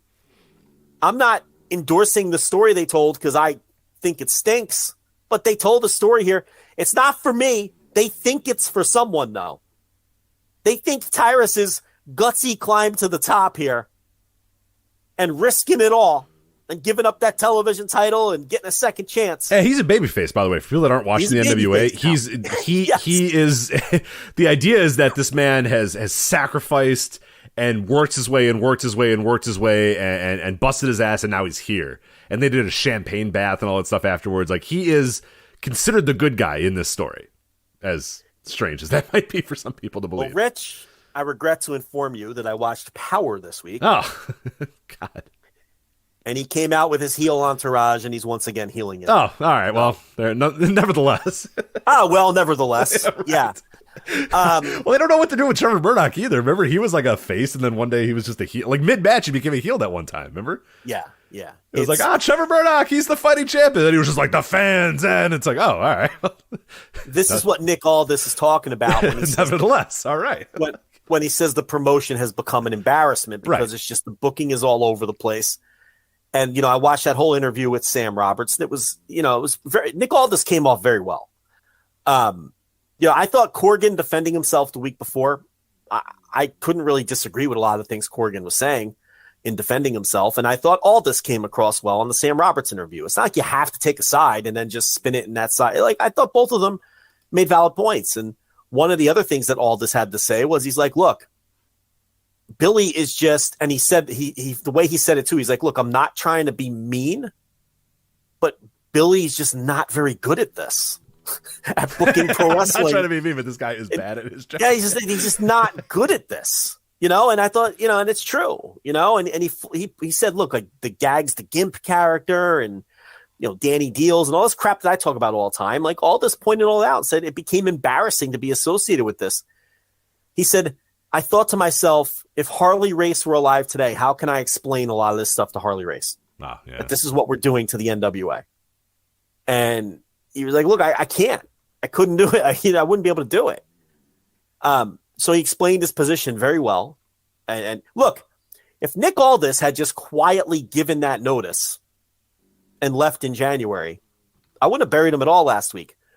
But you can't publicly bury the company and then play the Babe in the Woods routine when they suspend you. You can't do that. Okay, that was my point last week. And that's what he tried to pull. He buries the company. He buries his boss. He says the company's an embarrassment and it sucks. And then when he gets suspended, he goes, I wanted to do right by the fans. No, you didn't. If you wanted to do right by the fans, you would have quietly given your notice. You wouldn't have said anything, and you would have went to work on last weekend. And you would have quietly worked out your notice and done jobs for whoever you were asked a job for, and you would have done business the right way and left, and done business on the way out. But you didn't. You buried everybody and then acted like you were offended that they had suspended you. But he came across very well with Sam Roberts, and he made a bunch of great points because the company has become an embarrassment. And it's not really so much Tyrus. It's the rest of it for me, honestly. And again, I'm not endorsing putting the title on Tyrus. No, I'm with you. Yeah, if people think Tyrus is the issue with this company, they're not watching this. It's a top-down issue. It's all bad. It's all a problem. I mean, honestly, Tyrus is like the one well-booked story they had going on. Yeah, that's what I was going to say. Even though the story's not for me, and I think it story stinks. of him working his way up the card and achieving his dream of being the NWA champion, nobody wants it, but they've told it in a vacuum. It's a good story. It's just with a guy that nobody wants. Literally, no. And we talked about that weeks ago. We talked about it the last time we previewed the NWA. They have this thing in their mind where Tyrus sells books and he's on Fox News, and him being there with our title is going to help. But do any of those people that are also buying collective coins and Buffalo nickels on the fucking call lines or whatever that are advertising on Fox News, how many of those people are tripping over themselves to get on Fight to watch NWA pay-per-views? You know what I mean? How many bought a ticket to this half-empty building? That's what I'm saying. Like, so I get, like, in a vacuum, I get their idea. Hey, this guy is popular. He sells books. He's on Fox News. Okay, great. How many of those people are you converting into NWA watchers? I don't see evidence that they're converting. Right. Nothing has pointed that direction. Nothing has told you that those people are converting. So ultimately, all you're doing is getting the people that do actually watch wrestling going, not only... Let's take out his views on stuff or whatever. He's just a fucking terrible wrestler. Even if you only watch professional wrestling and didn't give a shit about Fox News and didn't give a shit about what he was saying and any of that sort of stuff, if you only knew him as Tyrus the wrestler, the former Brodus Clay, he fucking sucks. Like, you know what I mean? Like, he's not good at wrestling, and it's the NWA title. So I get where they're coming from, but I also think they're really, really, really dumb about the way they're going about this. And to support Nick Aldis's point, it's just like, not the guy that I'd be building my company around. I thought when they had him in, like, the TV champion stuff was like, fine. You know what I mean? If you want to have your title on one of those shows, fine.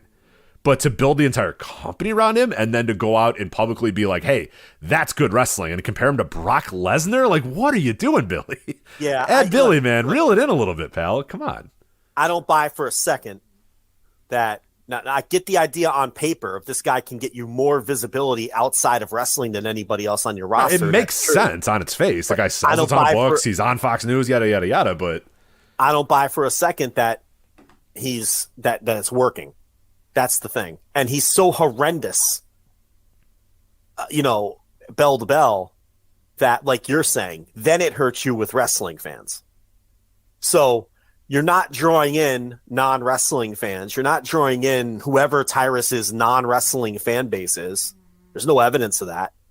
And you're running off wrestling fans all in one fell swoop with this. I mean, unless they've got some internal... Look, the building wasn't full. Okay. Maybe we'll find out that they did some kind of massive, buy rate with the fight. I don't see it. Nothing points in that direction. Nothing points in that direction. Yeah.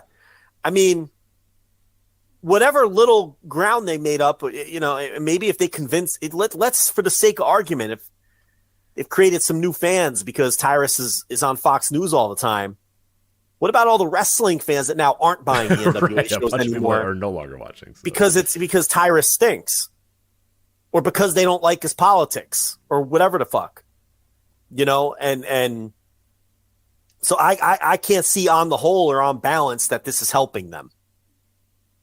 In fact, I think it's more than likely hurting them and hurting their reputation. And honestly, Aldis stayed away from that. He never brought up Tyrus. He never brought up the direction of the world title.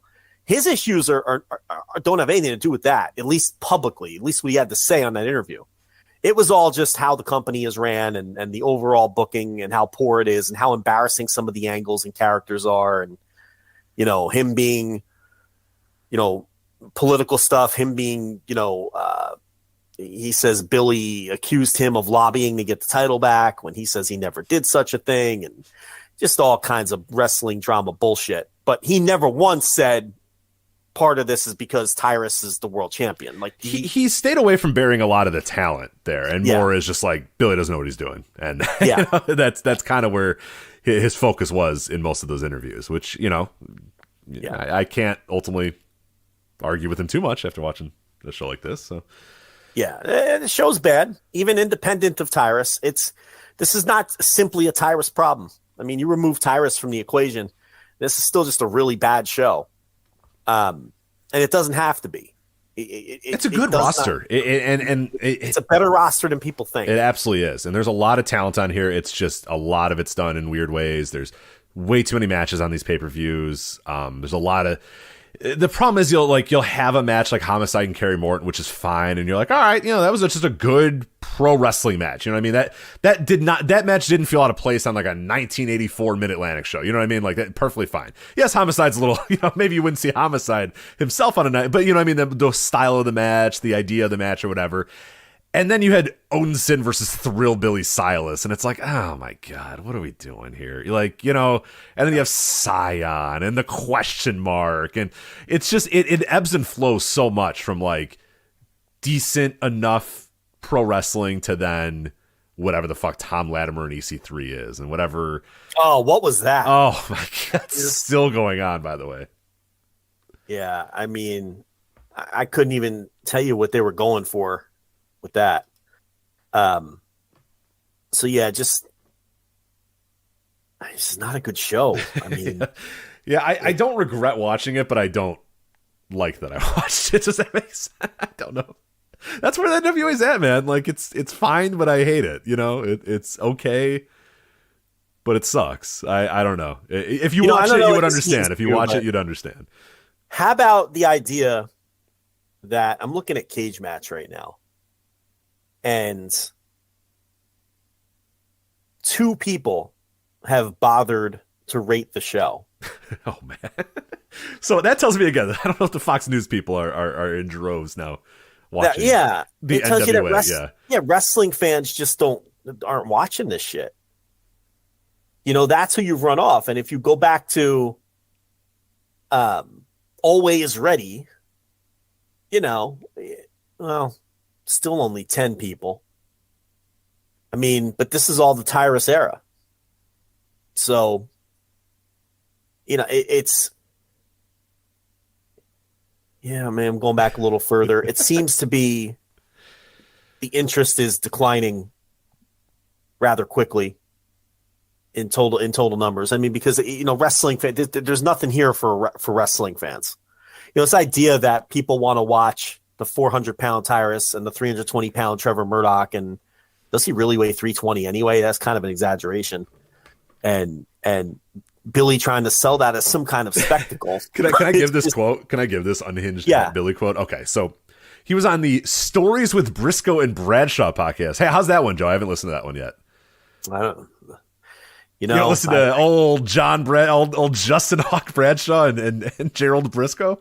Maybe it's good. I don't know.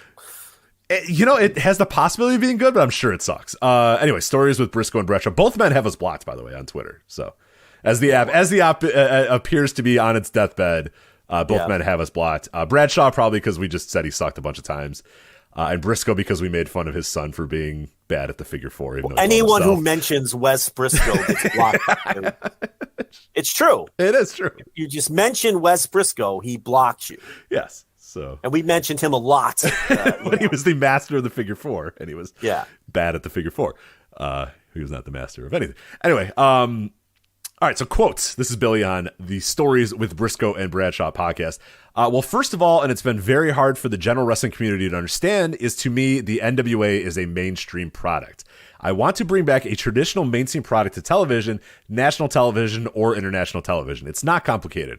In terms of the vibe, I like that old shooter vibe. I want you to watch people who you believe can beat your ass. That's it. And I want the toughest to win, and I want the toughest to feel like they're the stars of our company.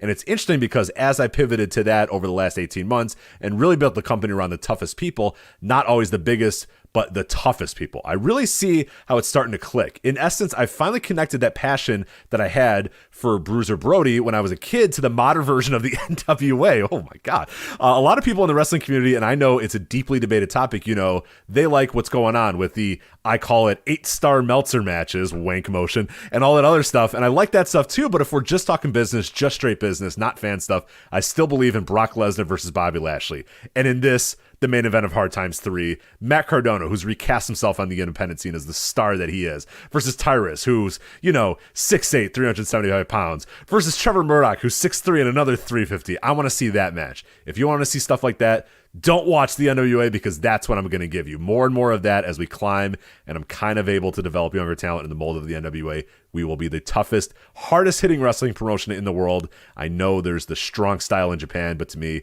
that's a different psychology. It's hard to explain. I don't mean it disrespectfully.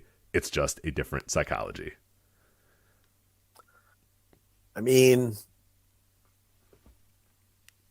I kind of see what he's going for, but he has to understand how bad Tyrus is. Right. He can't watch that man perform and think that he's watching Bruiser Brody at his peak in any way, shape, or form. Aura. I mean, Tyrus doesn't have that aura. I mean, literally the only thing he has is size. He's woefully unathletic. He doesn't have good matches. He struggles to perform. He doesn't have a dangerous aura about him. So if he wants to try that, go ahead, but he needs some different pieces. He don't have the right, we're just going to talk ourselves into circles. It's not going to work. That crowd, the people buying his books, I don't think they want to watch him wrestle. They want to hear him talk about politics. They don't want to hear him. They don't want to watch him do his other side project, which is wrestle for the NWA twice a month. They're not interested in that. So I don't know. What do people want us to say about this show? It stunk. And I mean, did you like anything on the show? I thought. Let me run down what I liked on this show. It'll be quick. Davey Richards, Colby Carino, enjoyed. Yeah, it was good. Wasn't long, but good. I mentioned Homicide and Kerry Morton, which again wasn't good, but I thought was a solid wrestling match. And again, listen, I'll give them credit. They told another good long-term story there. I mean, it was the same story as the Tyrus story where Morton came up short, the first time, and now he's getting another crack at it, and he finally beats this guy who was disrespecting his father, attacked him again in this match, and Morton finally wins. They've done a good job with Kerry Morton. Absolutely. I like Pretty Empowered. I know you don't, but I like the gimmick. I like the story of them. They're fine. Their match with Maddie and Missa Kate was not not a barn burner, but I like the Pretty Empowered gimmick. I like the team. I still like Camille. I like the aura of Camille. This match was not good. It also featured Chelsea Green and Kylan King. That wasn't great. And so yeah, there you go. So I watched the 3-hour show. I thought it was the least interesting Camille match in a long time. Yes, to me, the result was, hey, Camille is still pretty damn great, and she's probably the person you should build this company around. And they really, they're building their women's division around her, but she's still great, and I think that they've done a lot good with her. But this was not a good. Chelsea Green is horrendous. Have fun with her, Paul. Add it to the Infinity Stone, Paul. There you go. Great job. And then Kylan King is fine. I don't know. People work themselves into a shoot about Kylan King. It's fine, Yeah, that's it. She's fine. It's these AEW freakazoids. Anybody that works AEW all of a sudden is fine. You know how that goes. I saw some people saying Hawks Ari should have won the tag titles, in their hometown and everything. And I guess, yeah, I could buy that. I guess I just think they're dry and boring. That team, I don't know. They don't do anything for me. But it's not like this is loaded with, great tag teams. Right. It's any choice you make is probably fine. Because the Lob Rebellion team has had the titles for a long time, and they're probably the best team in the company. But I could see that argument that maybe they should have won. They put the titles on all of, Tyrus's crew. Scion beat Dak Draper and kept the national title. And Clearwater won the television title. So they all came out this week on TV, and, they've all got gold. And, they came out with Austin Idol and Scion with his title and Clearwater with his title and Tyrus with his gold. And so that's the story now. You've got this heel group because I guess Tyrus is a heel this week. We'll see about next week. And, they've got all the... It's like Cody always says, it's very fluid in this company. You never know. So, yeah. And they've got all the gold. And, that's... And the TV was only like 35 minutes this week too, which was, I don't know what's going on there. And, Clearwater defended the television title against Mims, became the number one contender over the pay-per-view weekend. Right. They went to the 6:05 time limit. Mims. This Kratos Aaron Stevens feud is the shits. I mean, it's just Great. It's so bad. This company is so weird. Aaron Stevens. Oh my god. And Aaron Stevens stealing my gimmick, he calls him Kratos. I know he is really stealing your gimmick. So I don't like that. You must be a listener. You were correct that question mark number 2. What a asshole tease this was. Did they fix this on Power? They had question mark 1 versus question mark 2. Question mark 1 question mark 2. I forget which one's Rodney Mack. One. Question mark 1. It was Rodney Mack.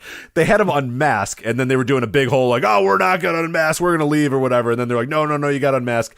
Then he takes his mask off, and then they put the towel over his head, and then he just runs to the back. And I'm like, fuck you, you fucking assholes. Yeah, they didn't even unmask the guy. I mean, we all know it's Rodney Mack, but it's the pay-per-view. Unmask him. God damn it. Did they resolve that on Power or no? No, they didn't. It was a 30-minute show, and they didn't. Didn't have time. Yeah. There was a Tyrus promo, and Odinson beat Ryan Davidson, and then they did the 6-0. Joe, you talked about the reaction MJF got coming out. Yeah. Can we talk about the reaction Thrill Billy Silas got? Yeah, why even? Because Odinson cuts this promo, because obviously Nick Aldis couldn't be there, so on this hard times, Odinson's like, I'll face anybody in the back, anybody who wants to face me or whatever. And then they're like, all right. And then it's like, doom, and some music plays. And then this guy comes out, and Joe Gallo goes, that's Thrill Billy Silas. That's Thrill Billy Silas. And it's like, who? Who? No one cared. Nobody in the building. Everyone in the building is like, what the fuck is this guy? Like, and then he wins. And then he beat him. Then he wins. But they build it up where like you think you're getting a big surprise, like somebody that like Because Odinson's like, there's that other guy ran away, but I'll face anybody in the back or whatever, anybody in the wrestling world that wants to face me. And it's Thrill Billy Silas. So it's like, all right, well, no one cared. Then he wins. And then Odinson wins on TV this week. Why not have him win at the pay-per-view, and if he's going to win at TV the next it's just the new they have strong style in Japan, Joe, but this is different. This is something it's different. Very different. I do enjoy in that quote, he just says, don't watch my television anymore at the end, he says. Yeah. If you don't want to see stuff like that, don't watch the NWA, because that's what I'm going to give you. Well, Billy, a lot of people are not watching your show anymore. All right, anything else on the NWA that we can touch on or no? I mean, I heard they had a good show with Wildcat the next night. I'm trying here. If they just take the roster, if they just take the roster and have wrestling shows, I'm sure they'd be okay. I'm trying. No, there's nothing much good to say. I mean, it's just. I lived through Resistance Pro when he kind of slowly but surely took that company over. Yeah, and we had discussions with the booker of Resistance Pro as that was kind of happening, and you could sense in the interviews. That's way early Flagship stuff. That's like 10 years ago or whatever. But you could sense as things were going on, he was kind of losing grip with what, and it feels like that's exactly what happened here. Little by little, Billy kind of takes over, and he's got the money, so it's like, well, I mean, ultimately you can't tell him no, because he could just say, well, okay, then pay for this company on your own, and they all go, okay, well, I mean, I can't do that, so. And then he just he puts it in his mold, which is fine. Like, the guy has a passion for pro wrestling. He obviously does. He loves pro wrestling. He bought the Houston tapes. He bought all the Chicago tapes. He has all this stuff, and he has a passion for wrestling, and that's great, and that's awesome. But ultimately, I don't know if he understands what the general public wants out of their wrestling, and that is always going to be the barrier. Because I saw it happen with Resistance Pro as that was going out of business, and we saw it a little bit happen with Impact as well. Remember when he had his run in Impact, and now we're kind of here with the NWA, where it's just like, yeah, I mean, I love that he's willing to, spend money on wrestling and keep wrestling promotions alive and keep the NWA alive. But yeah, there's just a lot of just weirdness, and it's just not, I don't know who it's for. I just don't know who it's for. I don't know who the NWA is for. This promotion drew something like 2,500 fans to the Nashville Fairgrounds once for Cody and Nick Aldis, which, according to Aldis, was the highest gate in the history of that building, which has held a lot of pro wrestling.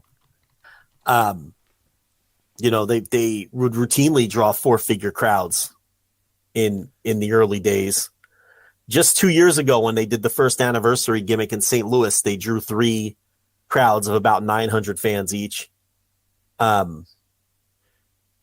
It's not like there wasn't room for a promotion of this size to exist in the ecosystem and do, good business for their level. I mean, because they proved that they could. But, this building was half empty. They corralled everybody to the hard camera early in the show to make up for it. They did long shots too of the building, which is like, guys. They had a couple hundred people there. I mean, that pop-up show headlined by Aldis versus James Storm, which had the David Arquette Josephus hair match deal in 2019, drew. That seems like 9 years ago that you're describing it. I know it's not, but it feels like 9 years ago. That drew over 1,100. Excuse me. That drew over 1,100 fans. The 70th anniversary show, which was the one I talked about, the Nashville Fairgrounds, Cody Nick Aldis, set a gate record for that building. The Crockett Cup show in North Carolina and Concord, North Carolina, in that little building that New Japan runs, with Aldis and Marty Scurll on top, and the Crockett Cup tournament drew 1,300 fans. This is what, 2019-ish that we're talking. And then they had a bunch of pay-per-views in the little studio, which, that at least gave them a unique look. And then the NWA 73, like I said, 3 straight nights of almost 900 fans. And ever since then, it's really been straight downhill. So, there was a time where they could really draw crowds. And, just a terrible product that's terribly booked with, like Aldis said, embarrassing gimmicks, embarrassing storylines. And, this is where they've fallen. It doesn't take long in pro wrestling. And I don't think Corgan's going to give up the creative anytime soon. I mean, he believes in this vision. And for a lifelong wrestling fan, he just has really shitty taste in wrestling. Maybe he's just maybe he thinks he's attempting to fill a niche that no one else is filling. And that, I think when you listen to that quote, I think he is, like, because he's saying, yeah, you got, your Meltzer 8-star matches thing or whatever, you got it. He thinks that, hey, no one's doing big guys, no one's doing guys that look like they can kick your ass, no one's doing fat guys in main events or whatever, and he's not wrong. Nobody is, and there might be a niche for that, but I just don't think Tyrus is that niche. Maybe he knows he can't compete with the AEWs and and some of these other indies, and maybe he feels this is a niche that can be exploited. I mean, that might be the mindset here. But as you pointed out, this goes back years where this guy just has a really weird and shitty vision for pro wrestling and some wacky ideas. So there's no optimism to be had unless he gives up the book to somebody competent. Because I don't have any faith that he will ever produce a pro wrestling product that I'm going to enjoy, because the track record's there and it's not good. But it's a shame, because they really did have some decent momentum in 2019, 2020, when Power was filling. It's funny because Power used to fill a niche. He's trying to fill a niche now, but Power used to. It was unique. And right, they had it. They had a niche that they were doing what he's saying they're trying to do now. Yeah. Before. And it wasn't for everyone. And there were people who thought it was boring. And there were people who thought it was corny and hokey. Remember? Yeah, and I think that was the niche, is boring, corny, hokey, mid-'80s. Old school studio wrestling. Yeah, early 80s, mid-'80s studio wrestling. Which I enjoyed it for what it was. Yeah. With the suit-wearing, cocky heel world champion. I enjoyed it for what it was. It filled an unfilled niche for me. I don't know what the fuck what niche, who this is satisfying. Right, who's this for? Who is it for? That's the question. Down? Yeah. Who the fuck is this for? And I think that's a good place to end it. That's the same question about this show very often too, but yes. It's for all of you. It's for all the folks in Turkey that made us the #1 wrestling podcast in Turkey. It's for the Isle of Man, where I think we're the number one all podcasts, and all of them. We're number one in all of them. Probably not. There's probably a footy podcast that's beating us in the Isle of Man, but we're the number one wrestling podcast in the Isle of Man, and we are going to be live this Saturday immediately after AEW Full Gear for Instant Reaction Live. Flagship patreon.com, patreon.com/voices of wrestling, voicesofwrestling.com/Patreon. We should mention as well Discord, since Twitter appears to maybe be not making it through the night. Rest in piss to that horrible app. Voicesofwrestling.com/Discord if you want to join that as well. Don't make it shitty. Just because Twitter was shitty doesn't mean you have to make our Discord shitty as well, because Discord was fun for a while. Don't make it shitty. We will ban you and block you if you are shitty. So don't be weird. Don't be a troll. Go back to Tumblr or whatever the hell if you're going to do that shit. So anyway, voicesofwrestling.com/Discord if you're going to be a normal person and engage in fun, interesting conversations with other wrestling fans. We also have the Voice Wrestling Podcast Network. We're on YouTube. You can find us on YouTube. More and more clips from other podcasts popping up there on YouTube, so we're starting to grow that a little bit more. We have launched an Instagram as well, which I'm not going to do too much with. It's just going to kind of be a feed for our website, since obviously I don't know if Twitter's making it through the night here. Instagram.com/voices wrestling. You just look up Voices of Wrestling as well to find us on there. But again, another reminder, Instant Reaction Live immediately following AEW Full Gear this Saturday. Flagship patreon.com, patreon.com/voices of wrestling, $10 tier for that. And we are out of here. So that is Joe. I am Rich. We'll talk to you next time on the Flagship Podcast. Take care. Black Friday deals. The gifts are unreal. Shop JCPenney for thousands of deals so low, no coupons needed. This weekend, save up to 50% on kitchen electrics from brands like Keurig and Cuisinart. Say yes, please, to diamonds and gemstones, now $19.99 each. And bundle up the fam in coats, starting at $14.99. We got your holiday. Black Friday deals. Shop, JCPenney. Offers valid on select items 11/18 through 11/20. Excluded from coupons. Exclusions apply. See store or jcp.com for details.